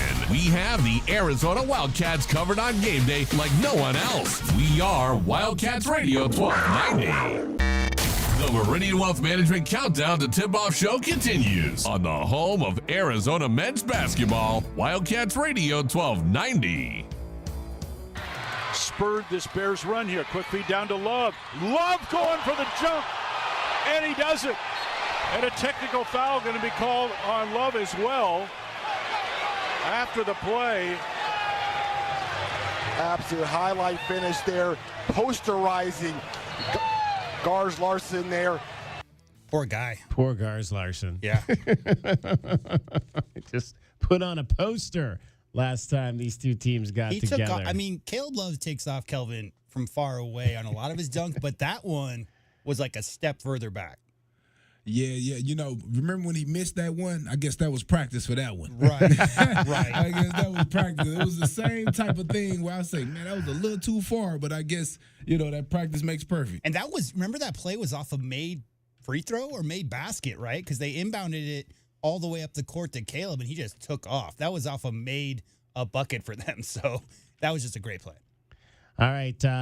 Interesting thing going on tonight at, well, really not necessarily tonight, but it's going on through the next 9 days. But Arizona men's basketball head coach Tommy Lloyd and his coaching staff, as well as the support staff, you might have noticed, have been wearing some special cancer awareness shoes the past week, and they're going to be wearing them again tonight for the game with the California Golden Bears. And then they're going to be auctioning off these shoes through February the 10th. It's a part of the American Cancer Society's Coaches versus Cancer Initiative alongside the the National Association of Basketball Coaches and World Cancer Day, which is coming up on Sunday. And the Wildcats, along with those organizations, are teaming with Diamond Children's Medical Center. They had an event earlier in January where the fellas went over there and they painted shoes with children over at Diamond Children's Medical Center. And then the coaches, these are the shoes that the coaches have been wearing in games throughout the last couple of weeks. They're the Air Force One Nike brand shoes, and the kids could paint them up whatever the colors they wanted. Some of them painted them up with the U of A colors, and some of them just painted them with abstract kind of designs and all of that kind of thing. But Tommy kind of talked about the auction that is coming up and really what it all means. Banner, hospitals that are going to be the game sponsor, and obviously they're a major partner for everything we do here at University of Arizona Athletics. They're going to be auctioning shoes off, not just these shoes, but I think there's about approximately 20 pairs that'll be auctioned off, and the proceeds are going to help build the play zone at the Diamond Children's Medical Center here in Tucson. Okay, the auction website, let me give it to you, uarizona.givesmart.com. Bidding is open now, and it closes February 10th at noon. So, and these were all hand painted by patients, at the Diamond Children's Medical Center. So pretty cool touch. So these actually ones turned out really good. Some of them, a little rough, but it's all in fun. And actually our coaching staff, we've had a bunch of fun with it, giving each other a hard time. So, I hope you guys can get the word out and people can support this. It's a great cause. Coaching versus cancer has been a big part of college basketball for a long time, as well as the Jimmy V Foundation. Why is it important for this sport to come together around these causes? Well, I think anytime you can bring attention to causes that impact all of our lives, around, obviously, college basketball is very positive, and in most instances, and life's tough, that we all know. We're all touched by this stuff. So anytime that, we can, use the platform of college basketball to promote some of these charities, I think it's a great thing. So, making fun of each other, does that mean that there's like a big hat, guys, where they each of the coaches goes and, oh, I got the saguaro cactus. Oh, I got the abstract. I got the one that's pink and purple. How does that work? That's a good question.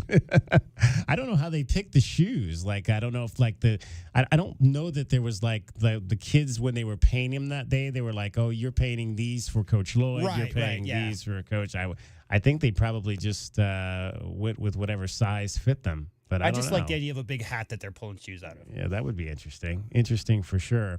Obviously, coaches versus charity has been something that's gone on across basketball forever. It used to be before we got to this dress down phase of college basketball. The coaches obviously used to wear suits, and they would wear the tennis shoes with their suits. Now, I don't know if you could find a coach that wears a suit anymore. Although I think Mark Madsen wore a suit last week for the Stanford game, but I think they very rarely. I can't remember the last time. I don't know if I've ever seen Tommy Lloyd and his staff. Yeah, I ain't gonna lie, man. I was happy when that change. I was happy when that change happened because sweating out all those nice clothes, man.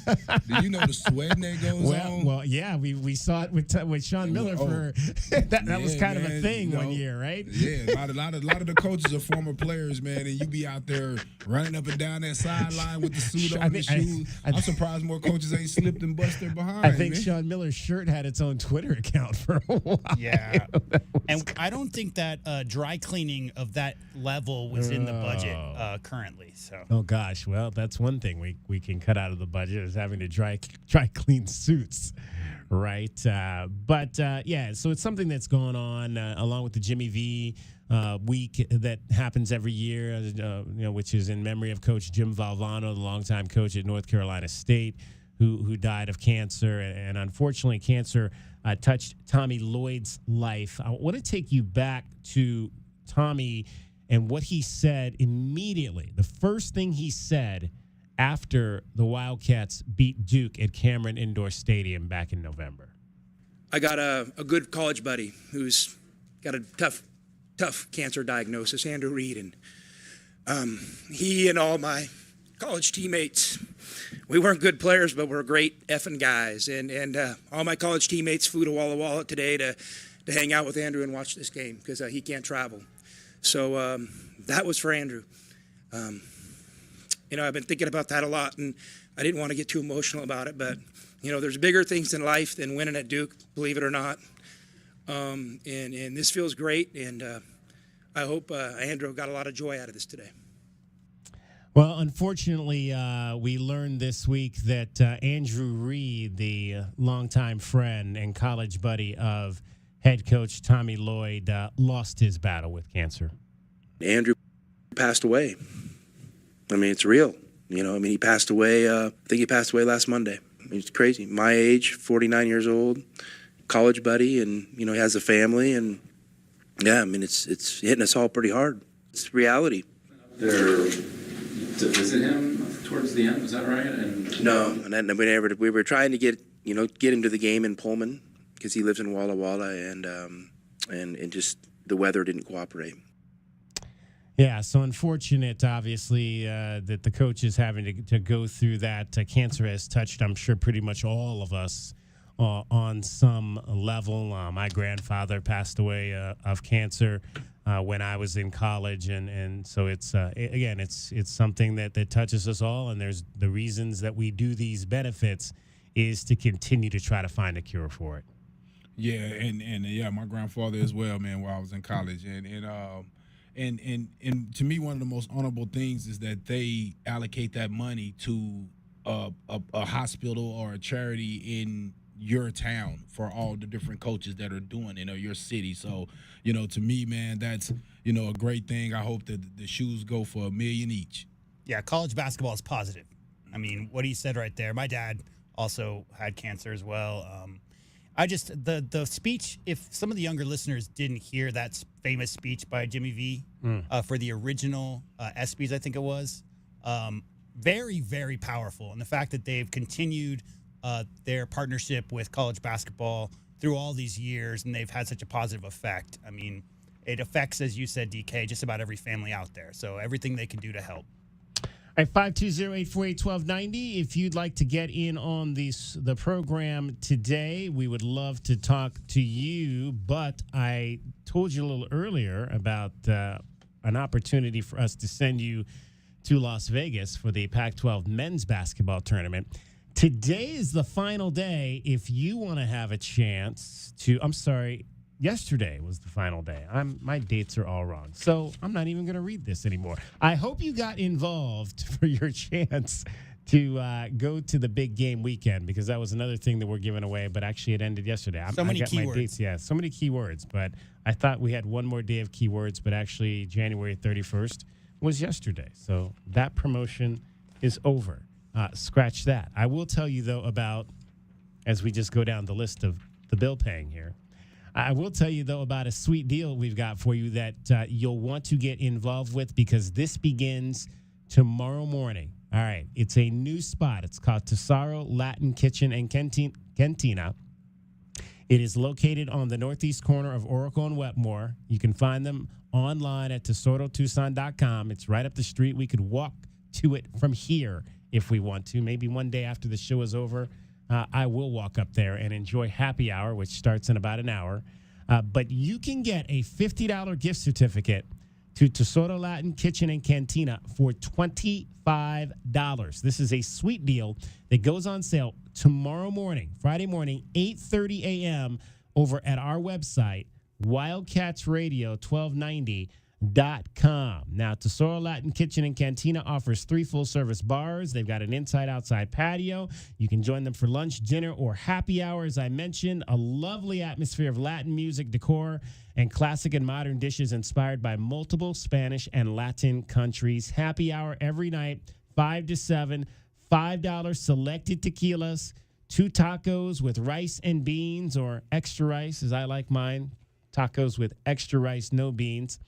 Late night activities include high-energy salsa, merengue, samba, reggaeton, accompanied by ice-cold beer and beautifully crafted cocktails. Again, this is a sweet deal for Tesoro Latin Kitchen and Cantina, a $50 gift certificate, which you can get for just $25. It goes on sale on our website, wildcatsradio1290.com, tomorrow morning at 8:30 a.m. Get on over there and get that sweet deal and check out one of the hot new places in town. And don't be bringing your low-energy salsa over there either. High-energy salsa. Don't be bringing your low energy. Exactly. Only high-energy salsa. You ever take salsa lessons, J-Dub? Oh, you know me. I'm out there. No.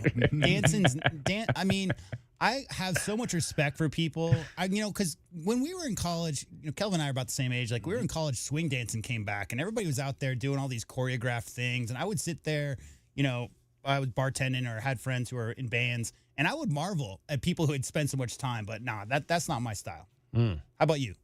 I had a phase. I had a phase where I took salsa lessons. Yeah, it was when I lived in Memphis, so it was slightly before. So it was probably I was in my mid-30s. Mid-30s is a good time to salsa dance. Sure. Exactly. Mm-hmm. I had not quite hip, no hip troubles quite exactly there yet. Right. I don't know that I ever was very good at it, but I tried. I gave it a shot. Thought it'd be something fun. You just have to have high energy. Right. Exactly. There you go. All right. It is the Meridian Wealth Management Countdown to Tipoff Show. DK with TL is straight ahead, as well as the Pac-12 scoreboard and a whole lot more with Kelvin Ifan, J.W. Madden. I'm David Kelly. You're listening to Wildcats Radio 1290. This is the Meridian Wealth Management Countdown to Tipoff Show on the home of Arizona men's basketball. Wildcats Radio 1290. As a homeowner, you've probably seen some pretty bad plumbing problems. Yeah, I've seen a few. We've seen them all. All of them? Rams Plumbing kept entire buildings flowing. Businesses since 1983. Wow, so whatever happens to my house... We've seen it before, and we have the solution. Locally owned and operated, Ram Plumbing is Tucson's most trusted plumber. Our team of licensed professionals can fix anything your home can dish out. When your plumbing's in trouble, call Ram on the double. Online at bestplumbertucson.com. True Wildcat fans know that when you're looking for the best place to watch all the big games on big screens, drinking cold beer and having the best food, all paths lead to Desert Diamond. Bet on your Wildcats and all your favorite teams 24/7 on our easy-to-use kiosks. Come chill on our comfy couches and build your best bet at Arizona's best bet, the Desert Diamond Sportsbook and Bar. An enterprise of the Tohono O'odham Nation. Problem gambling? Call 1-800-GAMBLER. Desert Diamond Casino is licensed in Arizona. Are you ready to adopt? Come to the Humane Society of Southern Arizona. When you adopt from us, you will save more than one life. You'll also make room for the next pet in need. The Humane Society of Southern Arizona has been compassionately serving pets and the people who love them since 1944. Our knowledgeable adoption matchmakers will help you find the right pet for your home and support you after you adopt. We are open 7 days a week at our main campus at 635 West Roger Road. Learn more and see adoptable pets at hssaz.org. Coach Tommy Lloyd here. Right Way Heating, Cooling, and Plumbing is the ultimate team when it comes to your home's comfort. Thinking about replacing your heating and air system? It's February at Right Way. These are some of the slowest months of the year. We have equipment in stock and our crews are available. And to spark business, we're including an 80% furnace absolutely free with the purchase of an air conditioning system. And if that's not enough, we'll include a Wi-Fi thermostat, 10-year parts and labor warranty, plus we have zero interest financing available. Call or text 520-200-2422 or visit rightwayac.com. The Window Depot is proud to sponsor the first look at today's game and would like to invite Arizona Wildcat fans to visit one of their Tucson warehouses. The Window Depot provides over 1,000 in-stock vinyl windows, interior and exterior doors, plus granite and quartz countertops, and a huge selection of custom cabinetry, all at the lowest prices in town. Consider the Window Depot your MVP when it comes to your home improvement needs. Stores are open Monday through Saturday, or order online at thewindowdepot.com. The Window Depot, more than a window store. Does it feel like the price of everything is going up, up, up? We can't control the price of gas or groceries, but at Royal Kia, we never add market adjustments, even while other dealers add fees because inventory is limited. At Royal Kia, you can rest assured you won't pay market adjustments, and we stand by our transparent online pricing.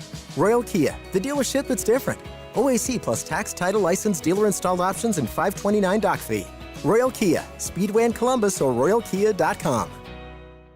Think of waking up with energy, standing tall and feeling free. Think First Chiropractic, good health is to enjoy. First Chiropractic offers military discounts to retired and disabled veterans, and they now accept patients with excess insurance. For more information and to find the location nearest you, visit firstchiro.com, the most trusted name in chiropractic care. First Chiropractic, good health is to enjoy. What up, Tucson? This is Joseph Blair, former Wildcat and assistant coach of the Washington Wizards. When I came to play basketball at the U of A in the 90s, the Tucson community became and has always remained a special part of my life. And this is why I proudly joined the Meridian Wealth Management Tucson Advisory Business Council. If you have financial questions or concerns, please be sure and call my friends Natalie or Ruben Fernandez at 719-1433 or visit online at Meridian Wealth LLC. And as always, bear down, Tucson. Advisory services provided by Meridian Wealth Management, a registered investment advisor. This is the Meridian Wealth Management Countdown to Tipoff Show on the home of Arizona men's basketball. Wildcats Radio 1290. The Pac-12 scoreboard is brought to you by Mesquite Valley Growers. Mesquite Valley Growers. Real growers, real experience, real nursery. All right, no games on Wednesday this week in the Pac-12. Everything on Thursday and Saturday. Back to tradition as we get to the second half of the final Pac-12 men's basketball season as we know it. Arizona and California is the first game on the docket, one of four tonight in the conference. And that'll be a 6:30 start time here in Tucson. Arizona again enters this game as a 19-point favorite, as we'll get to our best bets coming up a little bit later in the show. 7 o'clock up in Tempe will be the other game involving the Arizonas and the Bay Area schools, Stanford and Arizona State. This should be a good one tonight. Both those teams are 5-4 and just a game behind Arizona and Oregon. Who keeps pace tonight? The Sun Devils enter that one as a 1.5-point favorite. They too lost at Stanford earlier this season. The other two games in conference tonight involve the Oregons and the LA schools. The Ducks, tied with Arizona for first place, are at USC tonight. We mentioned the Trojans are at the bottom of the barrel in the Pac-12 conference at 2-7. Oregon comes in at 6-3. They are a 2.5-point favorite tonight. That game tips off on ESPN at 8:30. And the other game is on Pac-12 Network as well tonight. Oregon State at UCLA. The Beavers swept the Arizona schools last weekend. 3-6 now in conference play. They enter a game behind UCLA. The Bruins are 4-5. That game will tip off at 8:30. So it's the Beavers and the Bruins on Pac-12 Network, along with the Wildcats and California tonight, and then Stanford, Arizona State, and Oregon and USC are on the ESPN family of networks.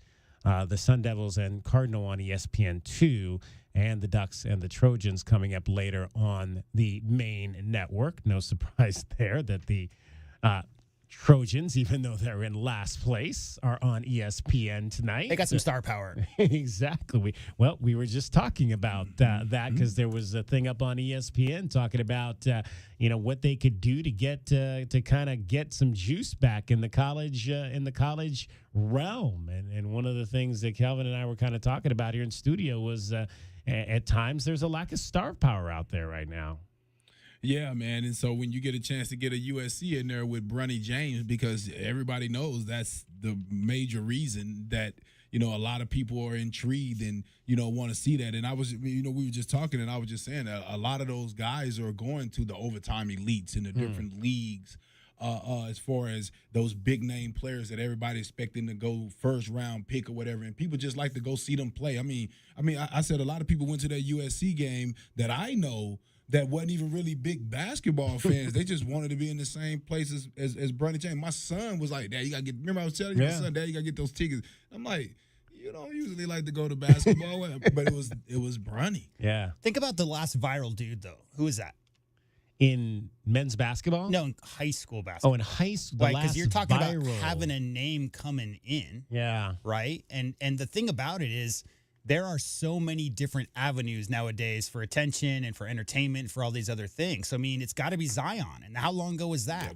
Yeah. Zion was a household name before he ever stepped on campus at Duke. So, the guy we've seen Overtime Elite, we've seen a lot of these names. The twins from last year, those guys are real good. Yeah. But as far as having that name coming into college, Bronny James is the son of a guy. Yeah. Right? No disrespect. He's a very good basketball player. But the reason that he's moves that needle is because of his dad. So the whole concept, Kelvin might be a better person than I, but I just don't see that nature of viral high school superstars like we just did. Like there was that era where the Ball brothers and then Zion and all of that coming out of high school, those guys were already known entities, right? So you're talking about getting juice back in.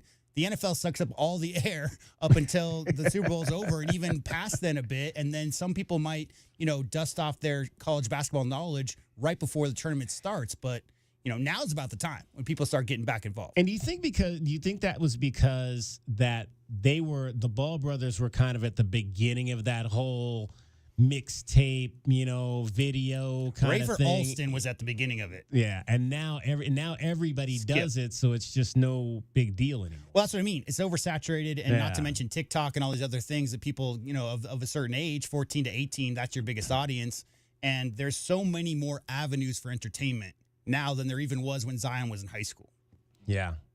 And also, there are no people who are, 6'6", 270 pounds and have a 60-inch vert. That helps too. Oh, man. But I will say, I wonder how many of those guys will go to college now. Now, the NIL definitely opens it up a little bit, but a lot of those guys are trying to get their clock started immediately in the NBA because of the way the contracts are set up. They get the bigger money, years down the line. So, yeah, man, you back in the day, man, a lot of these guys had to go to college, so the star power was there. But now, again, with all the different avenues, man, you just don't know what's happening. All right, there's only one other game in basketball tonight in terms of ranked teams, and that game is in, as we would imagine, a Big 12 contest, as they have seemed to be all the time, and that is the actually, I'm sorry, it's a Big 10 contest tonight. Yeah. Number 6 Wisconsin who Arizona beat this season, is on the road at Nebraska. Who do we root for? I think we.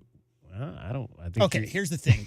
The default that every college basketball fan across the country should always be a Nebraska ball fan for a simple reason. Nebraska ball? Nebraska ball, that's what they call it. All right. That's the only Power 5 school that's never won an NCAA tournament game, Right, ever. yeah. They're currently 58th in net. They have a decent record. Obviously, you want Wisconsin to continue to win. They've only got one loss in their conference. That makes Arizona's win over them look even better. And I just always root for Nebraska to make the NCAA tournament and try to pick up that win. So that's what I'm saying. Now, that's the question I'm asking is, who do you root for tonight?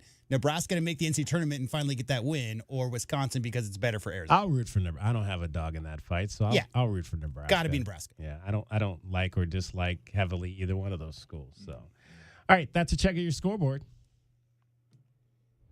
That's been the Pac-12 Scoreboard, brought to you by Mesquite Valley Growers. Mesquite Valley Growers. Real growers, real experience, real nursery. Also, the mayor, Fred Hoiberg's still up there, so you got to root for that The guy. mayor, Fred Hoiberg. That is right. How about that? I still don't understand how they haven't had more success. Right. I don't be getting it sometimes, man. Especially Nebraska has a real good in that Midwest area has a real good JUCO network with Kansas, Nebraska, real good JUCO basketball in that area, and with Hutchinson, Kansas, right? And it's just amazing that some of these schools over all these years aren't able to to get in.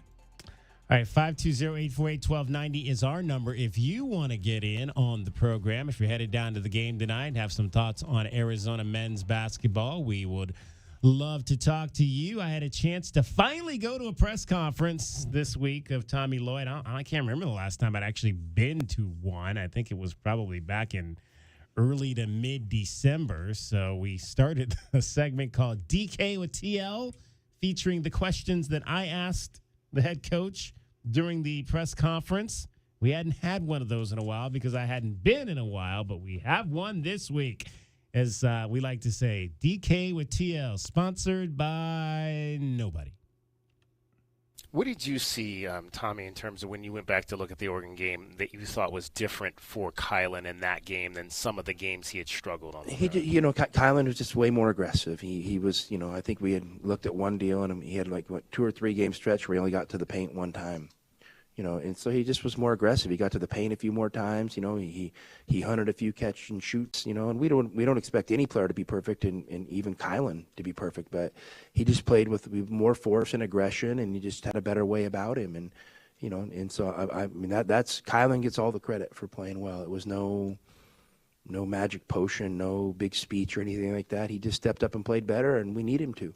When you guys double the post defensively, what are your core philosophies there on how you want your guys to do that? Hey, I mean, let's get the napkin and go to Bob Dobbs, and I'll sit down with you guys. To be honest with you, I mean, we haven't really doubled the post much lately, So, I mean, the core philosophy is always put 2 guys on the ball aggressive, have a low hole, a top hole, and then you have a guy in a rotation. So I mean, it's kind of no matter how you double the post, where it comes from, the baseline, the top, the passer, the other big, off the dribble, whatever, on the catch. I mean, you kind of end up, with 2 guys on the ball and 3 guys, supporting. And so I mean, that's kind of all the same philosophy I think everybody has. To be honest with you, there's not a lot of different ways to do it. For whatever reason, it seemed like Caleb was playing angry in that game Saturday. Is that good for him? I just think he's got a bad scowl. I think he was really happy, actually. And I tell him that. I tell him he needs to smile more. I used to tell Ben that all the time too. So I don't think he was angry. I mean, I think he's a competitor, and I think he knew we needed to play well as a team, and he himself played really well. I mean, that's the one thing that probably hasn't gotten talked about. I mean, he played a great game. And, to me, he looks every bit, the part of a first-team All-American, and I've coached a lot of those guys, and he's right there. I think the really important part, which is going to allow him to get there and our team to get there, is if he just settles in and plays really solid basketball. You don't have to try to score 30 every game. I mean, I'm happy with 15, a few assists, low turnovers, good defense. I think that gets him there. And I know that, he's having that All-American impact on our team. Tommy, was it specifically the flow of that Oregon game that we saw Keyshawn take 4 threes, or is there more of an emphasis in him doing that? Well, I think they weren't guarding him much, to be honest with you. And I like it when Keyshawn shoots good wide open threes. I mean, I watch him shoot every day in practice. I watch him shoot in his workouts, and, I'm comfortable. I'm comfortable when he shoots the basketball, and I think that helps us. So, I think he took a few really good shots and, kind of got set up by his teammates. And so, I don't think there was anything, different from that game than maybe any other. Maybe the ball found him a few times, and maybe Oregon was, maybe keeping his defender closer to the lane to help. All right, that is DK with TL, sponsored by nobody. All right, sponsored by if you Energetic Salsa. If you want to sponsor DK with TL, call our crack staff here, Keith Rosenblatt and those folks, and they'll get you set up with a sponsorship so you can put your name on the questions that I asked the head coach at the weekly press conference. We should get a Sonoran napkin company. There you go. Or well, let's see if Bob Dobbs wants to sponsor that, and then I can actually go there and feel good about asking an X and O question every week and not feel like I'm gonna get something shot down my throat. But so a whole high we were talking about the doubling the ball, because that's obviously been one of the things we've talked about ad nauseum on this show. Kelvin, when he said, what did he say? I can't remember what he said. He said it was a high one hole. You want to hear it again? Yeah. Can we hear that part again, please? Yeah. Have a low hole, a top hole, and then you have a top hole. a What's guy he in a talking rotation. about there, Calvin? What does that mean? Well, basically, if I'm understanding, a hole means that those guys are on their guy, right? Because you got the double, so that's 2 guys there. And then you got to hold the guys, basically make sure that those guys don't get shot. So you're guarding those guys. And then on the backside, there's 2 guys. One guy has to guard both of those, and we scramble back to him. So that's the only thing I could think. I haven't really heard of it called hold, but the only thing I can think means that hold your man, stay with your guy. So you make sure you don't come off that guy and allow a pass directly to him for them. I see. So he's saying low hold as in HOLD. I thought he was saying low hole as in HOLE. Yeah, I thought he was saying hold. What you think? I thought he said he was saying hole, low hole, HOLE, and I can't think what that didn't the make any would sense mean, to me when he right? said that. Like yeah. if he did say, so you're probably right. It was hold as in HOLD. Yeah, that's what I'm thinking. Right One more there. time. One more time. Have a low hole, a top hole. See, it sounds like hole to me. Sound like hole. Yeah. I don't know. Yeah, I don't know that terminology right there. So to me, it sounds like when I heard him explain it. It sounded like he was saying on the front side, they have guys to be ready to get to the shooters on that side. On the back side, that's what basically the help is coming from, I guess, and you got to scramble out back over there. Kelvin just wants to see that double not come from 2 men over. That's all. And not with your back to the ball. Right. But they got in a little trouble. But they did, like you said, Kelvin. We didn't see it as much in the Oregon game. Like it was funny when he said, "We haven't really done it in a while." I was like, "Well, you may not have done it in the last game, but a while. I think you've done it quite a bit lately." Yeah. But and it was confusing at first because I thought because it looked like Keyshawn was doing it a lot, so I'm thinking, well, maybe it's big to big, and he automatically has to go double, right? And then I seen a couple other guys do it, so I was like, well. Maybe it was another one where they just wanted to go double teaming that guy, and they just did it a little wrong, man. And they adjusted. I could pinpoint exactly when they stopped.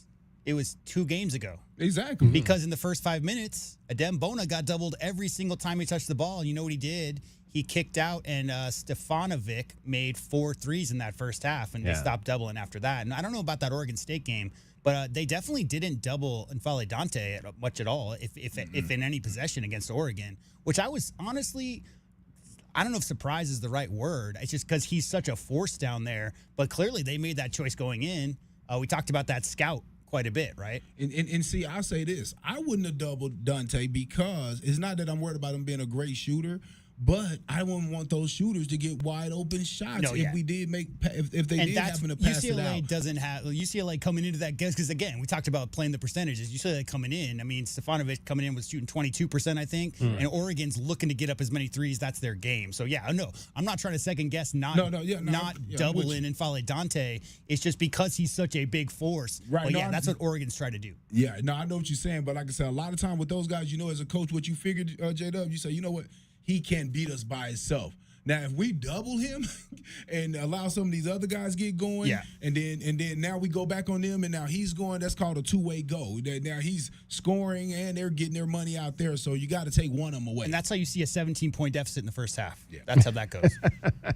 All right, it is the Meridian Wealth Management Countdown to Tip-Off Show, Arizona, California, at McHale Center here in Tucson. Basketball night in Arizona. When we come back, still a whole lot of show. 1 hour to go here before we hand it off to the network.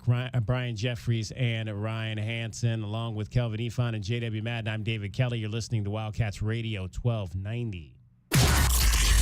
This hour of the Meridian Wealth Management pregame show is brought to you by Blue Whale Car Wash, Caruso's Italian Restaurant, Cool Willie's Air and Plumbing, The Diamond Store, Goldberg and Osborne, Goodfellas AC, Humane Society of Southern Arizona, Lexus of Tucson, Nova Home Loans, Recon Auto Detail, Ride Now Power Sports Tucson, Tucson Police Department. Cool Willie's Air and Plumbing. Always trust the big guy. Mention your Wildcats and receive $50 off any repair at coolwillies.com. Cool Willie's is proud to be a partner of the University of Arizona Wildcats basketball radio broadcast. Two powerful teams working hard for you to get the job done right every day.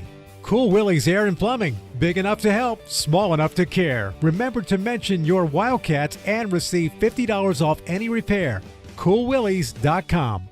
Cantina nachos, strawberry watermelon margaritas, a few zombie kills, and all your favorite sports teams live? When your day calls for some winning, it's time for Dave & Buster's, where you can eat, drink, play, and watch all the sports you want. They've got massive HD TVs, hundreds of the hottest new games, a chef-crafted menu, and an incredible list of beers, wines, and cocktails. So remember, if your day calls for a little victory, a little triumph, a little win, it's probably calling for Dave & Buster's. Do you often worry you left the garage door open? With a LiftMaster garage door opener powered by MyQ, you'll never worry again. You can control, secure, and monitor your garage from your smartphone anytime from anywhere through the MyQ app. As an authorized LiftMaster dealer, we have smart openers designed for your needs, including belt drive motors for ultra-quiet operation, integrated camera for live video streaming, and battery backup that lets you in when the power is out. Kaiser Garage Doors and Gates is your authorized local LiftMaster dealer. Visit KaiserDoor.com for more information. Here's an important message from University Termite and Pest Control. The weather is cooler here, and so pests are seeking alternative housing. Do you need a professional? University Termite and Pest Control has been serving Tucson since 1974. You can be assured University Termite and Pest Control will keep you pest-free using the most responsible products and application methods. 28 school districts, 3 hospitals, 2 colleges, 1 university, and thousands of homeowners trust University Termite and Pest Control for the past 50 years. You can too. University Termite and Pest Control. Find us online at bepestfree.com. Coach Tommy Lloyd here. Right Way Heating, Cooling, and Plumbing is the ultimate team when it comes to your home's comfort. Thinking about replacing your heating and air system? It's February at Right Way. These are some of the slowest months of the year. We have equipment in stock and our crews are available. And to spark business, we're including an 80% furnace absolutely free with the purchase of an air conditioning system. And if that's not enough, we'll include a Wi-Fi thermostat, 10-year parts and labor warranty, plus we have 0 interest financing available. Call or text 520-200-2422 or visit rightwayac.com. What up, Tucson? This is Joseph Blair, former Wildcat and assistant coach of the Washington Wizards. When I came to play basketball at the U of A in the 90s, the Tucson community became and has always remained a special part of my life. And this is why I proudly joined the Meridian Wealth Management Tucson Advisory Business Council. If you have financial questions or concerns, please be sure and call my friends Natalie or Ruben Fernandez at 719-1433 or visit online at Meridian Wealth LLC. And as always, bear down, Tucson. Advisory services provided by Meridian Wealth Management, a registered investment advisor. Caruso's, a Tucson tradition since 1938, located on historic 4th Avenue. For 4 generations, Caruso's handmade sauce has been prepared with love by a family member, using only the best ingredients. Enjoy specialty Italian dishes like lasagna al forno, chicken tetrazzini, real Italian sausages, spectacular pizza, as well as many vegetarian options. Caruso's offers outdoor dining on their garden patio with indoor dining also available. Open Tuesday through Sunday, with all your favorites available for takeout. For more information, call 520-624-5765 or visit their website at carusositalian.com. The Window Depot is more than a window store. The Window Depot is a one-stop warehouse with everything you need for your complete home remodel. Shop the aisles of pre-built cabinets in a variety of colors, granite and quartz countertops, sinks, skylights, and hardware to complete your project. Need a custom order? We can help. Our designers offer free design services and can special order everything you need for your kitchen or bathroom remodel today. Shop thewindowdepot.com or find a location near you. The Window Depot, more than a window store. This is the Meridian Wealth Management Countdown to Tipoff Show on the home of Arizona men's basketball. Wildcats Radio 1290. Let's take a look at the Right Way Rundown and see what's coming up on our pregame show. Brought to you by Right Way Heating, Cooling, and Plumbing. Do things the right way. Final hour of the show as we lead you into Arizona basketball against California tonight. Network coverage begins at 5:30. Tip-off just after 6:30 at McHale Center. Still to come on this part of our show. This last hour, we'll get into the pest of the game, who's going to be that California Golden Bear that is going to get underneath the Wildcats' skin tonight. We'll have your best bets. Arizona, a 19-point favorite in this game. Still to come. We'll also get our view from courtside with the voice of the Arizona Wildcats, Brian Jeffries. Keys to the game, starting lineup, all still straight ahead here on Countdown to Tip-Off. Let's, in fact, dive into who that pesty pest might be. Who is today's pest of the game? The pest of the game is brought to you by University Termite and Pest Control. Check them out at BePestFree.com. Yeah, I meant to tell you, J-Dub, to go back and see who we picked from the last time we played. We'll have to remember to do that from going forward. Like, who was our, just, we don't have to, like, say it, just write them down, who our pests were from the last time. Well, my guess is you picked somebody off the bench. I probably did. I'm trying to remember who that was off the top of my head. I think you said Celestine. Did I? If memory serves. Well, he's not off the bench anymore. He's a starter. He must not have been starting then. I don't think he was. Okay. Well, that's good. And it's crazy. I think I'm pretty sure I'm picking my same guy. I'm pretty sure. So go first then, Kelvin, while I try to see if I can remember who We don't all picked. have to pick different people either. Right. That's not a rule. No, we don't. Me and you pick a lot the same. Yeah. I try to be the different guy in the room, But you know. But Jalen Cone, the 3-point shooter, NAU guy, transferred over there. I always worry about guys like that getting hot versus us, especially with the difficulty that we've had with shooters this year. Wow. And I'm going to go out on a limb, and I'm going to say Jalen Cone because the thing about Jalen Cone is he could get real hot from the outside, and you worry about guys like that. I will say this. Jalen Cone, three separate occasions has had 7 made threes in a game. Yeah. 3 separate times this year in 20 games, he's made 7 threes in a game. This year? This year. I thought you were saying in his career. No, this year he's made over 7 3 times. You want me to give you the numbers? Mm-hmm. Okay, so he was 7 out of 17. I'm sorry, 7 out of 16 against, I don't even know who that is. On 3? Cal State Stanislaus? Oh, no. One of the Cal State schools. Then he was 7 out of 10. Bakersfield, yes. Yep, against Santa Clara. 7 out of 10 from three-point line against Santa Clara. And 7 out of 17 against Butler.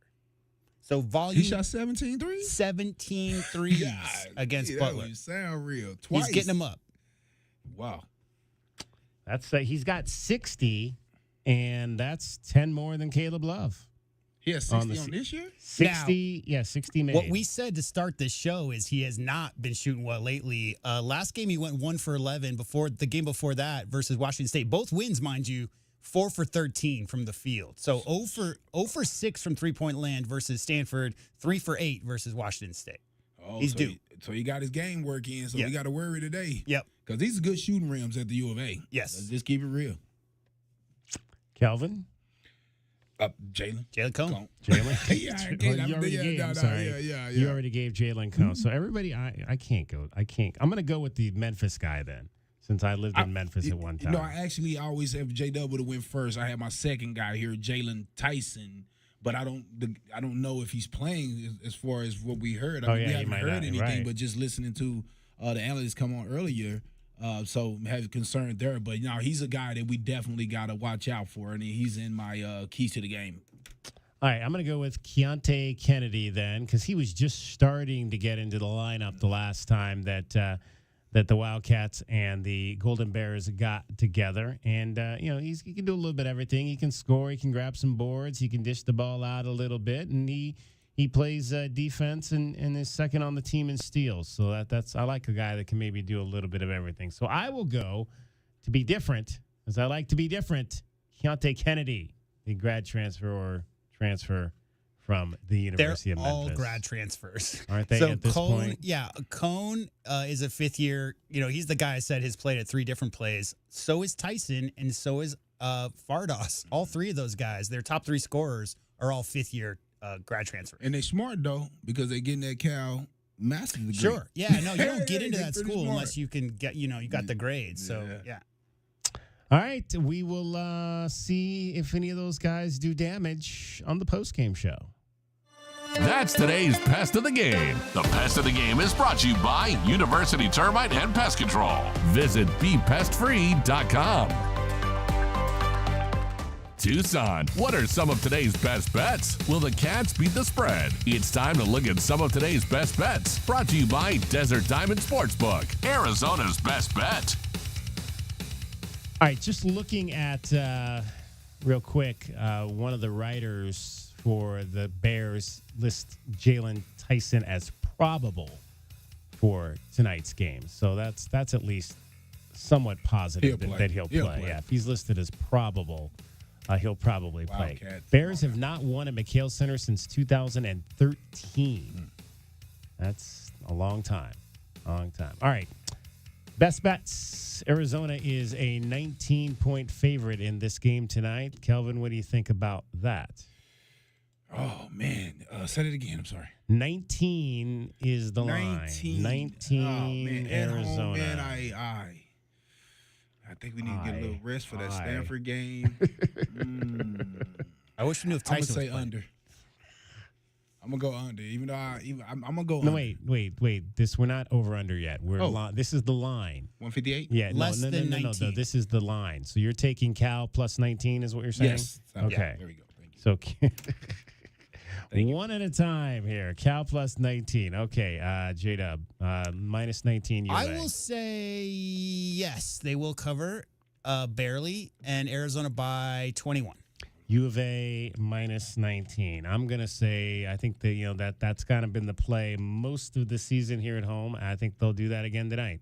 Even though Cal comes in here winners of 2 in a row, I will go with U of A minus the 19 points. Okay, over-under is 160. And Kelvin, you said under, correct? Yeah. Okay. And J-Dub, you say? I will say over. Yeah. Cal's coming in averaging 76 points a game. I just think Madsen's got him playing so much more aggressively over there. I just feel like Arizona's going to be up and down, and I think Cal, those guys will probably get into it. So if they knock a few threes down, I can see over.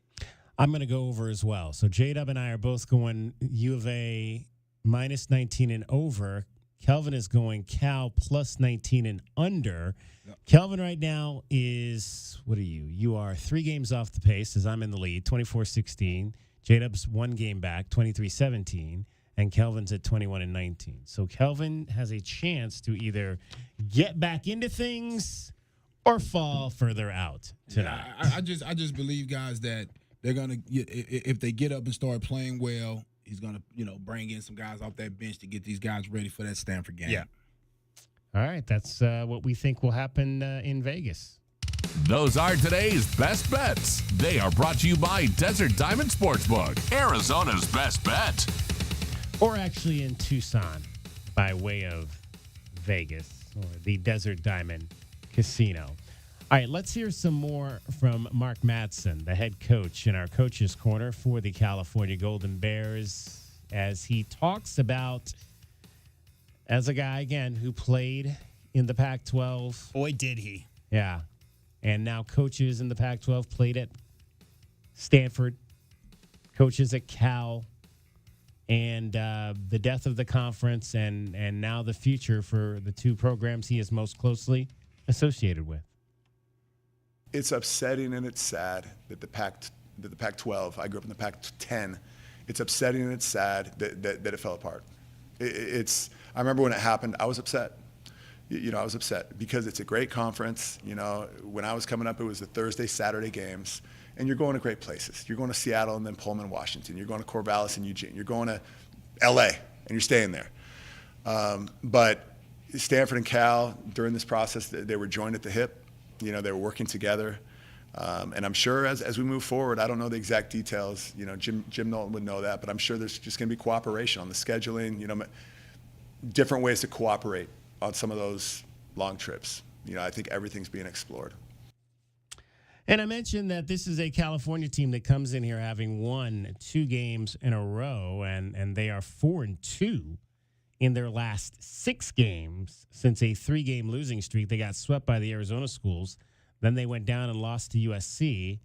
But then they beat UCLA. They beat Colorado at home. They went up and lost at Oregon, which was their only that single game trip for them. And then they lost at home to Washington, but they've rebounded with wins over Washington State and Stanford. And Madsen simply says, hey, we're a team that people don't really want to see right now. You look at our personnel, I think we're the team that a lot of people don't want to play. Other coaches, they can see what we've done. They can see the personnel. They can see the players. We're going to play hard. We're going to play with great energy. We're going to be sound in terms of our coverages and in terms of how we attack teams. And look, as a coach, we all know it's never perfect, but we're going to go hard at this thing. And, needing to go hard because last season was not very good. And obviously the coaching change was made. 3-29. That's bad. Yeah, that's about as bad as it gets at for a Power 5. I don't know that I've seen very many Power 5 schools. And that 3-win season is why I keep chirping on the whole Cal should never be down. Yeah. Cal there's too much talent coming out of that area of the country. Cal should always have some top flight local talent out of East Bay at least. 2-18 in conference play. They had a 16-game losing streak. They did not win a single game away from home. But out of all that, Mark Madsen says the building blocks were created. It was a tough year last year for Cal. But it's not like there wasn't a lot of work going on behind the scenes. We're probably benefiting right now from a lot of the work, just even in terms of infrastructure and a lot of things like that honestly administration of Mark Fox worked really hard on last year, and now we're bearing the fruit of it this year a little bit. And then as a new staff, we're coming in, we're trying to inject even more energy, even our own version of energy to help get this thing to an even higher level. Speaking of energy, Mark Madsen, who we mentioned, we knew him from Stanford, that he was a popular player in the early part of this century for the Los Angeles Lakers when they were making multiple runs, in fact, 3 runs to the NBA championship, and became famous for something that happened at one of the post-championship parties. Hey, Mark, move the mic. Where's the band? Where's the band? Dance!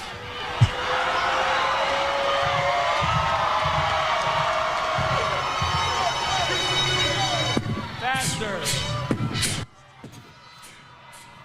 Yeah, Shaq rapping along is a great moment. Mark Madsen dancing on the podium at the Lakers championship party. I cut the beginning of that because it's too long, but that's the one where he speaks in Spanish to the Laker fans in attendance. Mark Madsen did? Yeah, and he says cuatro, cuatro, cuatro, cuatro because they're going for 4. Yeah. What happened? They lost. Did they get to the finals that next year? Shaq left, right? Yeah. I don't remember how it all went down. No, they lost. They lost the next year to Detroit, wasn't it? I don't know. That timeline for me is all messed up. I'll have to look I it think up they in the break. lost and then Shaq left. Yeah. But Mark was asked about his dancing ability this year. Those of us from Los Angeles who remember you on the stage with the Lakers after a championship, have you broken out any of those moves yet? And what's it going to take for your guys to see those? I absolutely hope to be dancing. I think if we can anytime we get to the Sweet 16, I will be dancing. We have lofty goals. And so that's part of the excitement that I feel. Yeah, that was 2003, 2004. They lost to the Pistons in the finals. They made it to the finals, but they lost 1-4 to the Pistons. Okay, so they won 2000, they won 01, they won 02. They got there in 03, but lost to the Pistons. Yep. So the Pistons And then denied they them. blew it up. And then they blew it up. And then they got Pau Gasol, and then they did it again. 9-10. Exactly. And then they got LeBron and did it in the bubble. And probably won't do it again with LeBron. And that's why nobody roots for the Lakers unless you're a Laker fan. Exactly. And I used to like the Lakers, but I refuse to root for a Laker team with LeBron. I just can't do it. Cannot do it. Why? Because he was in Cleveland? Cannot. Yeah. It just doesn't work. It does not work for me. It does not work for me. So there's that. But I won't get into my long legion of things that I've dropped out of my sports life. But the Lakers are one of them. But you could root for Evan Mobley. There's that. Yeah, I like Evan Mobley, and he's back. He's and back. they beat the Clippers the other night. Who's cooling down the Clippers? Cleveland. Thank you. All right. When we come back, we'll talk to the voice of the Wildcats, Brian Jeffries. It is the Meridian Wealth Management Countdown to Tip-Off Show. Along with Kelvin Efon and JW Madden, I'm David Kelly. You're listening to Wildcats Radio 1290. This hour of the Meridian Wealth Management pregame show is brought to you by Broadway in Tucson, Dave & Buster's Tucson, Dorado Rock, First Choice Pools, The Good Feet Store, Jack Furrier Tire and Auto Care, O'Reilly Chevrolet, Ram Plumbing, Restaurant Supply Store, Right Way Heating, Cooling, and Plumbing, Rocking KA Master Plan Community Design by Nature, University Termite and Pest Control. Southern Arizona Radiology Associates have been dedicated to providing superior images and quality care for the last 35 years. They're the one you trust when you need an X-ray, CT scan, ultrasound, mammogram, or MRI. They have locations in Tucson, Green Valley, and Sierra Vista. Ask your doctor to refer you to Southern Arizona Radiology Associates today. That's Southern Arizona Radiology Associates. Visit their website at sararadiology.com or call 520-335-6849 for more information. Driving the lane, dunking on the competition, and playing as a team. These are things we'll see this season watching our Wildcats play basketball. These happen to be the things you'll also find when you buy your next vehicle from O'Reilly Chevrolet. The only difference is at O'Reilly, nobody gets penalized for traveling. Heck, we actually encourage it. See us on Broadway next to Park Place Mall. Call 747-8000 or find new roads at O'Reilly.com, where you can experience our version of a steal. O'Reilly Chevrolet, more than a great price. O'Reilly Chevrolet. The Window Depot is proud to sponsor the first look at today's game and would like to invite Arizona Wildcat fans to visit one of their Tucson warehouses. The Window Depot provides over 1,000 in-stock vinyl windows, interior and exterior doors, plus granite and quartz countertops, and a huge selection of custom cabinetry, all at the lowest prices in town. Consider the Window Depot your MVP when it comes to your home improvement needs. Stores are open Monday through Saturday, or order online at thewindowdepot.com. The Window Depot, more than a window store. Tired of dry, itchy skin? Have mineral buildup at every faucet. Ram Plumbing's affordable, green, eco-friendly water softener and alkalized purification systems are built right here in our great state of Arizona and use a fraction of the wastewater as their competitors. Want soft water, non-chlorinated, or the best alkalized drinking water? You can trust Ram Plumbing to be your one-stop shop. Ask about their Water Taste Challenge. 40th year anniversary savings, up to $500 off water systems and $40 off any service. If your plumbing's in trouble, call Ram on the double. Experiencing the natural wonders comes easy at Rock & Kay. Nestled at the base of the Rincon Mountain foothills. Enjoy stunning mountain views up close every day. Hit the community trails, explore local parks like Saguaro National and Colossal Cave, and mingle at private Diamond Community Park events. In the top-rated Vail School District, Rock & Kay is close to work, shopping, and services. Tour 11 different model homes by top-tier builders, offering move-in ready homes and special incentives. Live RockandK.com. Designed by Nature, proud U of A radio broadcast sponsor. Whether you're preparing for a proposal, planning a getaway, or spending time with your special someone, don't let your knee, hip, and back pain become that annoying third wheel. The Good Feet Store's arch supports can help you live the life you love 2 feet at a time. And here's a bonus. They're HSA FSA eligible. Schedule your free fitting and test walk at goodfeet.com or just drop by your nearest store. Walk-ins are always welcome. Make 2024 the year of memorable moments, not aches. True Wildcat fans know that when you're looking for the best place to watch all the big games on big screens, drinking cold beer and having the best food, all paths lead to Desert Diamond. Bet on your Wildcats and all your favorite teams 24/7 on our easy-to-use kiosks. Come chill on our comfy couches and build your best bet at Arizona's best bet, the Desert Diamond Sportsbook and Bar. An enterprise of the Thana Autumn Nation. Problem gambling? Call 1-800-GAMBLER. Desert Diamond Casino is licensed in Arizona. Hi, this is Natalie Fernandez of Meridian Wealth Management, and I'd like to invite you to our complimentary retirement income workshop held every Friday at 10 a.m. in our offices at the Williams Center. We discuss the key risks in retirement, how retirement has changed, and how to best plan for success. A recent study showed 60% of retirees would go back and plan differently if they could. We want to help you avoid the would've, could've, should've. Call our office at 719-1433 to reserve your seat today. Advisory services provided by Meridian Wealth Management, a registered investment advisor. The Meridian Wealth Management Countdown to Tipoff Show continues on the home of Arizona men's basketball, Wildcats Radio 1290. It's time now to take you down the front row of the arena. A view from courtside is brought to you by Kaiser Garage Door and Gates. Kaiser, celebrating 25 years serving Southern Arizona. All right, let's head down to the baseline and hear from the man who will call this game tonight right here on Wildcats Radio 1290, the voice of your Arizona men's basketball team, Brian Jeffries. It is your view from courtside. And, Brian, we spoke to you last Friday in Eugene. Our focus that day was simply basketball, and I forgot that it was the first time we had spoken to you since all the dramatic news that has come out about Arizona athletics, from the departure of Jed Fish, the arrival of Brent Brennan. On the football side, the pending departure of AD Dave Hickey as his tenure comes to an end on Friday. Brian, you've been around this athletics program for a very long time. Does anything surprise you anymore? And have you seen a month like this in terms of so many things happening at once? Well, it has been a little bit of a roller coaster. There's no doubt about that, and it's part of athletics, college athletics, pro sports, you name it. I mean, nothing's permanent, as they say, and change is going to happen. It's just a matter of when. And the fact that a couple of things happened at the same period of time. I mean, yeah, that's unusual, but like I said, you kind of go on from there. I think if you get too caught up in it, in particular, when you have personnel changes, then you lose focus of the big picture. And the big picture is, the history, the current, and the future of Arizona athletics. And coaches come and go, players come and go, athletic directors come and go. I mean, like I said, except for the fact that it happened in a short period of time, this is nothing really new. Let's talk. Do you have much remembrance of Brent Brennan when he was here as a graduate assistant? I mean, is obviously his connection with the Dick Tomey era and having coached under Tomey at San Jose State lends, and his brother obviously playing here as well, lends to some of the history of this program, having him now in that position?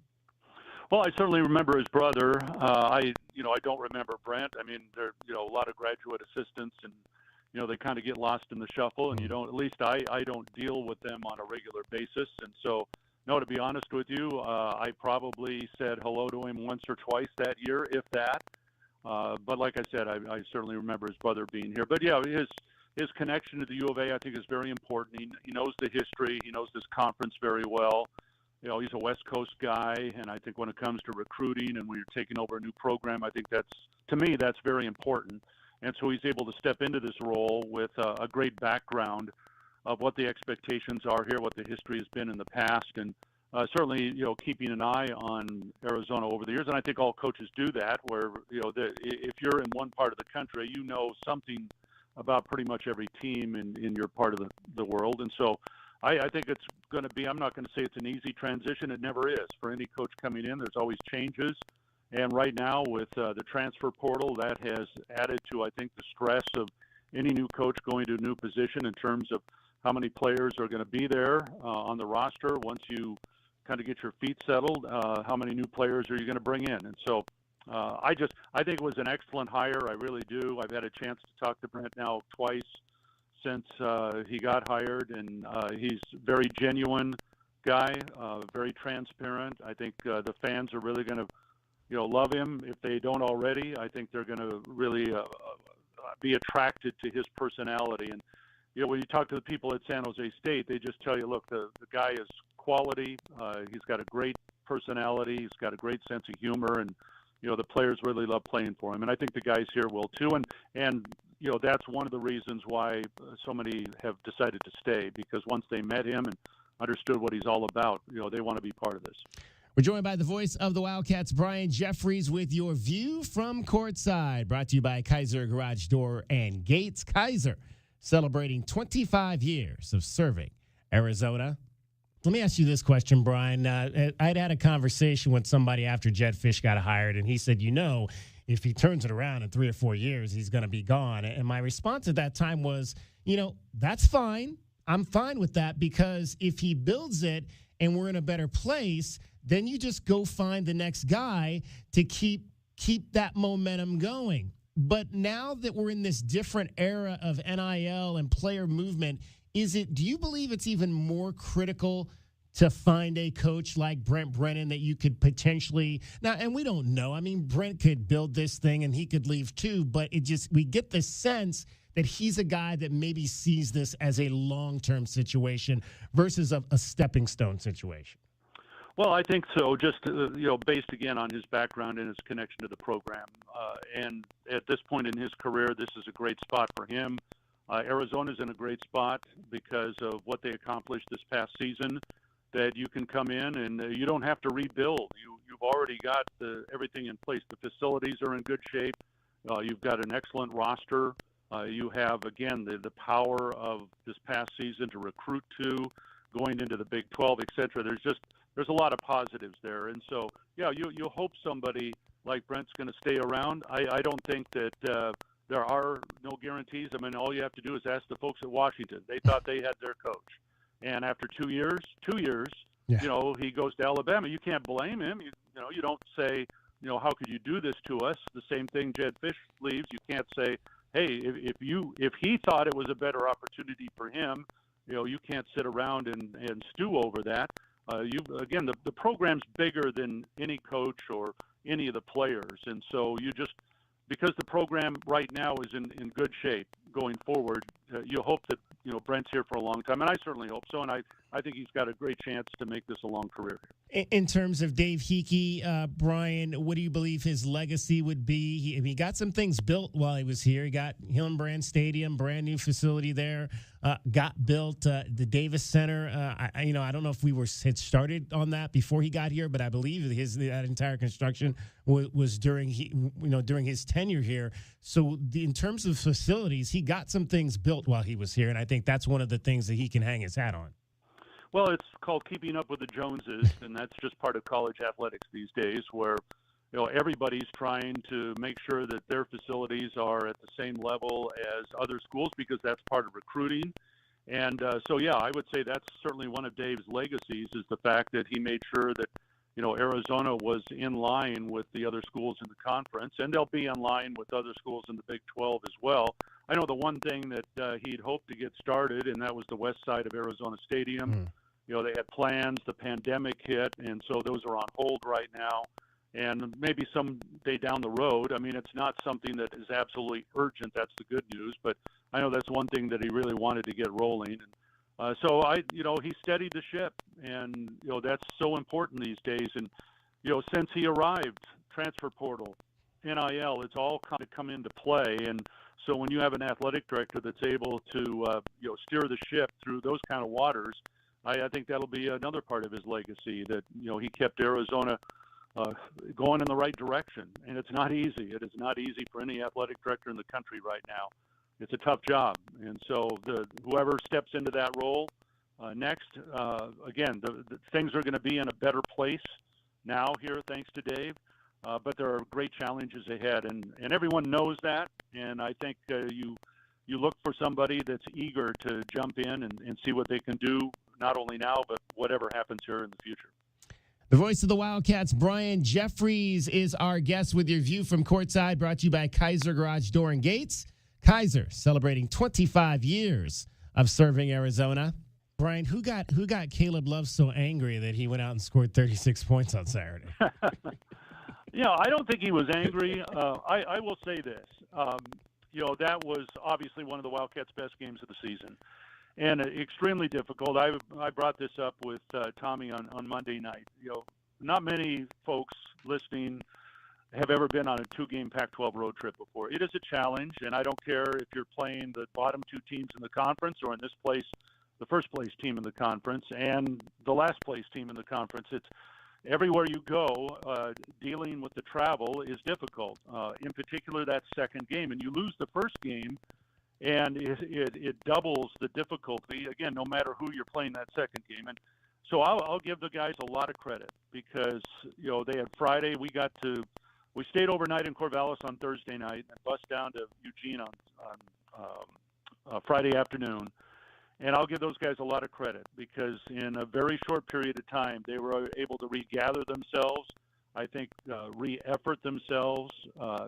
They were determined. Caleb certainly was. I think Kylan Boswell deserves a heck of a lot of credit, because, and he'll be the first to admit he had some tough games here down the road. I think he was a major factor in that game as well. And the other thing that I walked away from that game is Caleb had 36, but it was kind of a quiet 36. Everyone else had to play well. You had to play well to beat Oregon. One guy's not going to beat them. And so the fact that he was able to do that, I think every shot he took within the context of the offense, and it was just a heck of a game. Now, you don't expect him to go out and score 36, and they don't need him to score 36 every game. But I hope the guys understood, and you always learn lessons from every game. I hope they learned the lesson of, this is how we played early in the season against Duke and Wisconsin, etc. And I just got the feeling that they kind of got that edge back again. Now, we still got a lot of basketball left to be played, and there's some really tough games coming up, including a road trip next week that's going to be difficult. So, now the question is, the challenge is to string those performances together. And a lot of it, Cal's playing better basketball right now, so I think we're going to see a lot of evidence of that tomorrow night. We were saying that Caleb is the 23rd player to score 35 or more points in a game. You've seen a few of these performances, Brian. I don't know if any of them kind of stand out to you. The night Damon scored 45 at Stanford, or maybe obviously Uzulis's performances last year. He scored 40. Is there one of those like dynamic scoring performances? Damon's performance at Washington State when he scored 40 points. That Jared scored, 39 against Arizona State one year. Is there one of those that you say, yeah, I remember that game, or that stand out in your memory? Well, in Damon's case, I think yes, because they needed every one of those points to win the game. But I'll tell you the one that still stands out to me, and again, if you want to put a marker at 30 or more, that's fine. He didn't quite get to 30, but Salim Stoudemire's game at Kansas will always be one of my, and I want to say he had 27, 28. You'd have to go back and look in the record books. My memory starts to fade after a while. But in the second half of that game at Allen Fieldhouse, he simply took over. And you beat Kansas at Kansas.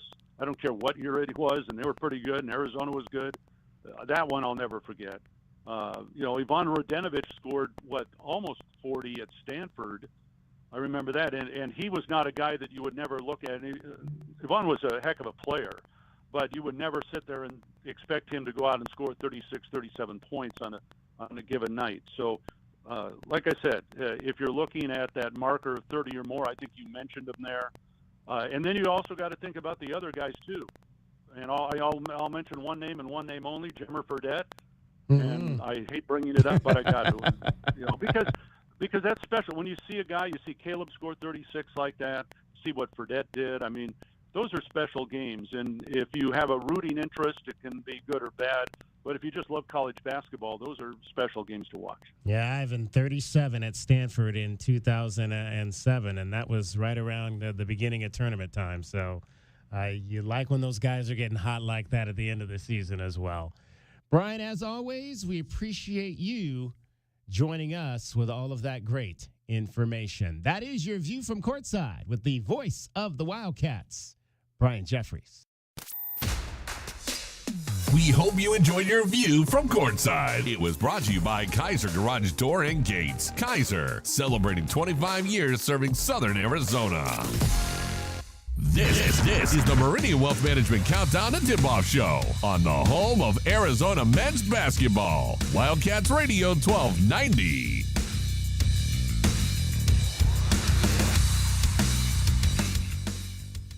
Caruso's, a Tucson tradition since 1938, located on historic 4th Avenue. For 4 generations, Caruso's handmade sauce has been prepared with love by a family member, using only the best ingredients. Enjoy specialty Italian dishes like lasagna al forno, chicken tetrazzini, real Italian sausages, spectacular pizza, as well as many vegetarian options. Caruso's offers outdoor dining on their garden patio with indoor dining also available. Open Tuesday through Sunday, with all your favorites available for takeout. For more information, call 520-624-5765 or visit their website at carusositalian.com.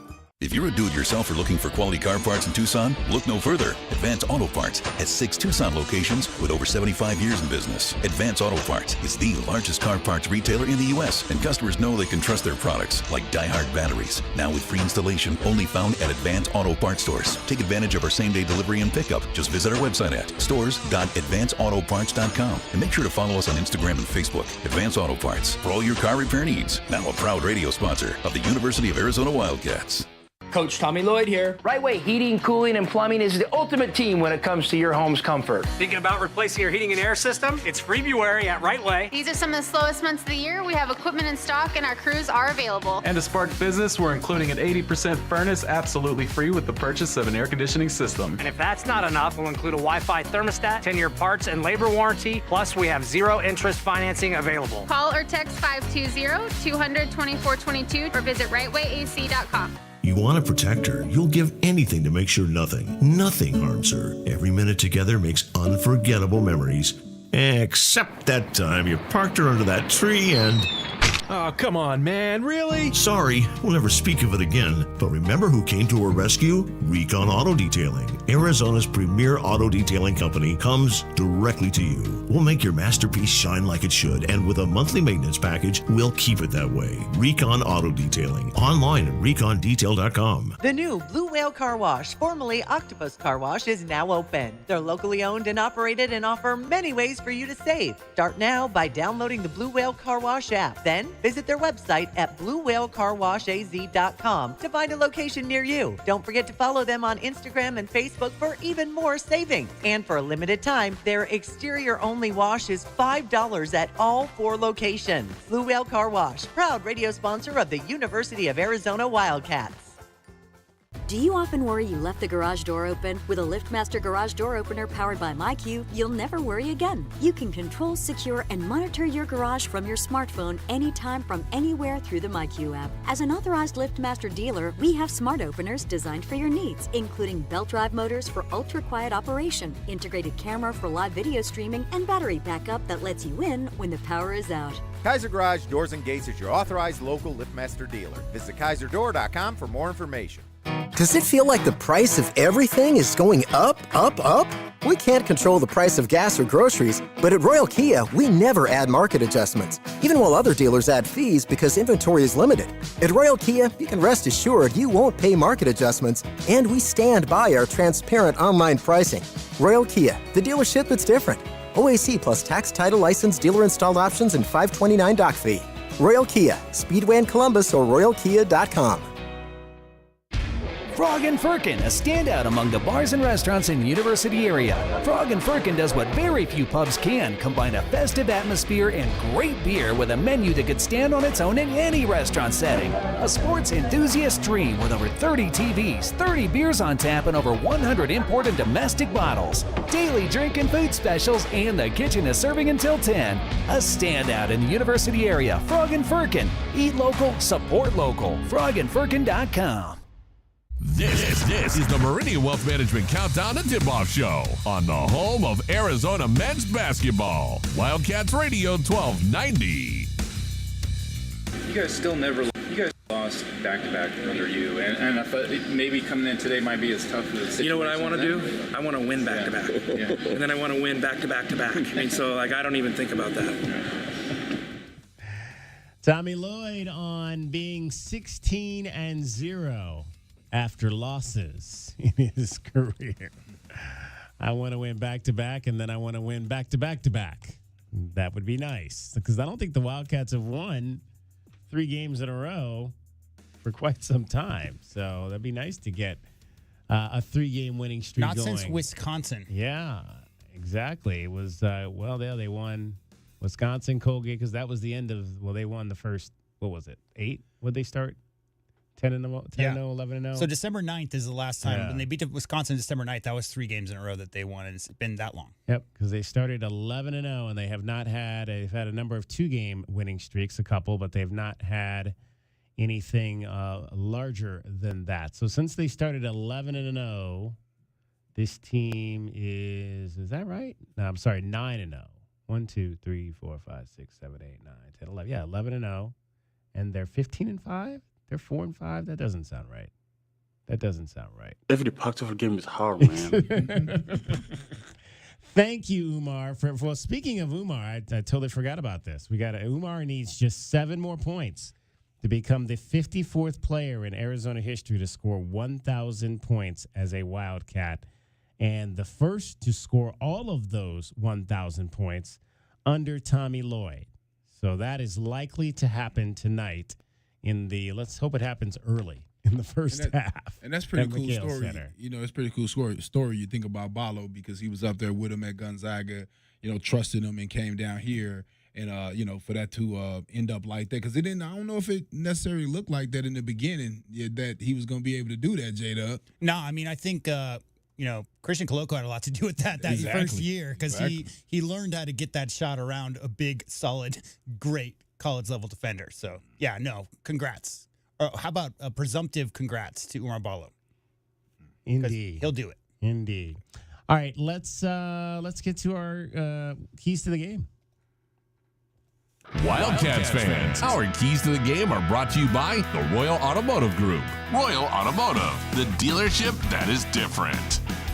All right, I had my math wrong because I was counting the exhibition game. So they started 8-0 to the Wildcats. They're 7-5 since that loss to Wisconsin with no 3-game win streak. Math. So a chance to do that if they can win both these games this weekend. All right, keys to the game. Let's start with Kelvin Yvonne. Jalen Tyson, I just think you have to slow him down. I always start with my defensive stop, so I would pell on him from the start. And KJ Lewis as well, get a little shot at him because of the size that Tyson has, especially if he plays. And then also Keyshot, use his size against him as well. Limit open threes. Again, I just think that's for the rest of the year until we figure out how far they go. I think that's going to be something that they need to worry about. Limit open threes. You want to make sure you got a hand there on the catch. And then my last one is I just want to see Keyshawn Johnson stay aggressive. At least 12 points. I want to say how many shots, but he's not a guy that really looks for a lot of shots. So I want to say at least 12 points. I don't care how you get them. Free throws, threes, I just think 12 or more points really helps this team out. J.W. Madden. Yeah, similar. My number one is not necessarily Tyson related, but all of them, because they're playing 6 out of their top 8 rotation guys are guards. They playing a ton of guards, 4-guard lineups all over the place. And Madsen has those guys aggressive. If you watch some of their games, they're really taking the ball strong. So number one, keep the drivers in front of you. They're running those 4-guard lineups. They're playing downhill. That's super important. Number two, get to the ball first. So those lineups with all those guards, you're talking about a lot of long rebounds. Other than Fardaz Amac, he is their only big, strong rebounder. So as far as a lot of the rebounds are getting from guards, you got to beat those guys to the ball. You got to have the guards boxing out. Don't get too fast break happy. Don't get out in the transition too early because long rebounds are going to be all over the place. Number three, I usually don't like to put numbers on these keys, but I got a number for you. 5 minutes for Conrad Martinez. And the reason for that is because 5 minutes. 5 minutes. He's played 6 minutes, 7 minutes, and 12 minutes. He's done it before this season. What I'm saying is I want the guys in the rotation to take care of business. I want them to come in, take this game as seriously as any other team that they played this year. Cal's obviously coming on a 2-game win streak. I want to see the guys in the starting 5 and the 2-3 guys off the bench that come in. I want them to play at the highest level possible, play that Arizona standard. There you go. I like that. 5 minutes for Conrad. What's his nickname again? El Jefecito. El Jefe. El Jefecito or something Yeah, like Little that? Boss, I think. Little Boss, indeed. All right, my number one key is don't lose Jalen Cone. Keep your eyes on Jalen Cone, because if you do not, he could get lost in this offense, and he might start knocking down three-pointers, and you don't want that to happen. Also, I want to see Pelle Larsson. And Pelle's had some good numbers of late. He's averaging 15 points and 4 rebounds and 4 assists over the last 4 games, but I still think he's been a little bit sloppy with the basketball at times. And so I want to see a little bit more offensively under control, Pelle Larsson, making crisp passes, not taking the ball. If he's taking the ball to the hole, taking it to the hole strong, but taking a little bit better care of the basketball. I want to see that tonight from Pelle Larsson. And from Kylan Boswell, we saw him a little bit more in the lane in that game against Oregon. I want to see him more in the lane, maybe distributing. Let's get back to some of those high assist numbers we saw. I mean, if you're going to put a number on it, maybe 5 plus assists for Kylan Boswell tonight. I think that would be something good, because we've seen the assist numbers as a whole for the team drop, I think, since the start of Pac-12 play, and I'd like to see those numbers go back up down the stretch as you start to get closer to Pac-12 conference play. All right, that's what we think the Wildcats need to do to run away and hide from the Cal Golden Bears tonight. Wildcats fans, that's our keys to the game. Brought to you by the Royal Automotive Group. Royal Automotive, the dealership that is different. All right, a few more things from Tommy Lloyd before we get out of here this evening and get you to Brian Jeffries and company. Tommy was asked this week in terms of Cal and Stanford if this is a series. We've talked about what teams we may see in the future when the Big 12 starts to happen. Tommy was asked if this is a series, or at least these are teams, not necessarily a series, but are these teams, Cal and Stanford, that the Wildcats might continue to play moving forward? One more question with Stanford and Cal. Stanford in particular, do you see yourselves playing them in any form outside of maybe a random MTE in the next foreseeable future? Well, the foreseeable future, I see us playing them Thursday and Sunday. So, but beyond that, I don't know. I mean, I'm gonna kind of just focus on where we're at now, and I know that's no fun for you because you want to write a scheduling article. I know that. But I respect both those coaches, respect both those programs, and I mean, it's possible something can happen in the future. But for the time being, obviously, I want to focus on now, and then I want to figure out what it's like to play a Big 12 schedule, a little bit. Then I think that'll kind of help me, guide me in how we can do some non-conference stuff, going forward. Because I think the easy sentimental answer is, yeah, we're gonna continue playing all these Pac-12 schools and homes. Well, we'd run out of games, and it probably wouldn't be very smart scheduling. So, yeah, I don't know, Bruce. I don't really know going forward. I mean, the only one, I've talked to a few of the programs, and obviously us and UCLA have probably had the most talks, of any program going forward, what it's going to look like in the future. Yeah, 20 games in conference, right? So not a lot of space there. And a tough conference. Yeah. So that non-conference is not going to be like what you used to have, right? Because of what your conference look like as far as how many ranked opponents you're going to have every week. So you kind of got to I won't say fluff it up at the beginning, but you're going to have to fluff it up a little bit more than what they've had to do here. I don't think you're going to be replacing the Cal State Bakersfields and the Long Beach States with Cal Stanford and USC. Well, you got the NAU, like you got the in-state schools you're going to play, you know, yearly and that whole thing. And then there's always there's the home and homes that they've already got scheduled. So, I mean, Duke's coming back to McHale, right? And there's a couple of those that they have on the schedule, and they'll have to figure that out because if you think about it, most of the schedule, the future schedule was put together before the Pac-12 dissolved. So they got to figure out with that 20-game Big 12 schedule, you know, how much room they have to wiggle there. And obviously everybody wants to see the Bruins. You know, people would love to see Stanford and Cal and Oregon and other teams, and there's just not a lot of room.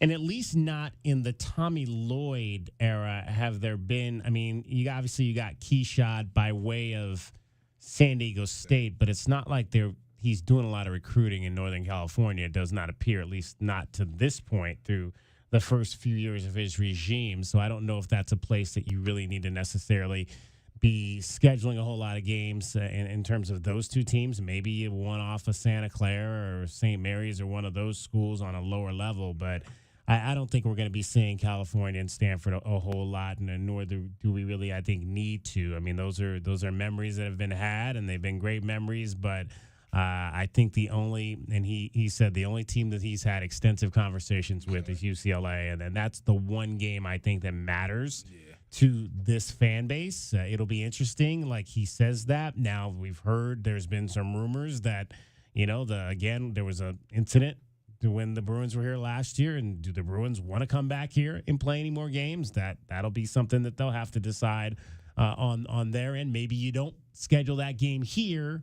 You know, maybe that game is a neutral site game. You're still playing them. The question now becomes, are you playing UCLA in Tucson? Or are you playing UCLA in Phoenix? Are you playing UCLA in Las Vegas? Are you playing somewhere neutral versus a traditional home-and-home Poly McHale? Another factor we haven't really thought about, I mean, I haven't thought about it, so I've never heard anybody talk about it, but the NCAA tournament does not schedule teams from the same conference to play each other in the first round or to play each other in the second round. So there is a chance in the not-so-distant future that you may see a lot of these Pac-12 schools matched up with Arizona in the NCAA tournament, because we've never seen that before because they don't schedule it like that. Right. So that's another option for potential games down the road. I don't think you'll be seeing UCLA at Arizona but I'm talking about the first round, but yes, I get your point. The NCAA selection committee loves to put the Oregon Ducks and the Arizona Ducks and Arizona Wildcats aren't in the same conference anymore. Let's put them in the first round. They love to do stuff like that. Yeah, it'll be interesting to see. All right, let's give you your starting lineups for today's game.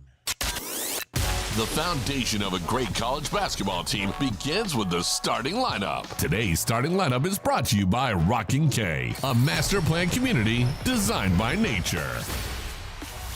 At one guard, we've got Kylan Boswell, 6'2", 200-pound sophomore out of Champaign, Illinois, leads the Wildcats with 74 assists, had 14 points in the game against Oregon last Saturday. Caleb Love coming off a 36-point performance, 6'4" senior out of St. Louis, Missouri. He has scored 20-plus points in 5 Pac-12 road games this season, coming home trying to do the same. Pelle Larsson, 6'5", senior out of Nacka, Sweden, 13 points, 4 rebounds, and 4 assists in Pac-12 play. Keyshot Johnson, 6'7", fifth year out of Oakland, California, tied a career high with 3 made threes in that game against Oregon. And the man in the middle, Umar Ballo, 7-foot, redshirt senior out of Mali, 6 double-doubles. That is second most in Pac-12 conference play. That's going to wrap up our show for today. For Kelvin Ifan and J.W. Madden, I'm David Kelly. It is basketball night in Arizona. The Wildcats, number 11 in the country, against the California Golden Bears. You will hear it right here on Wildcats Radio 1290.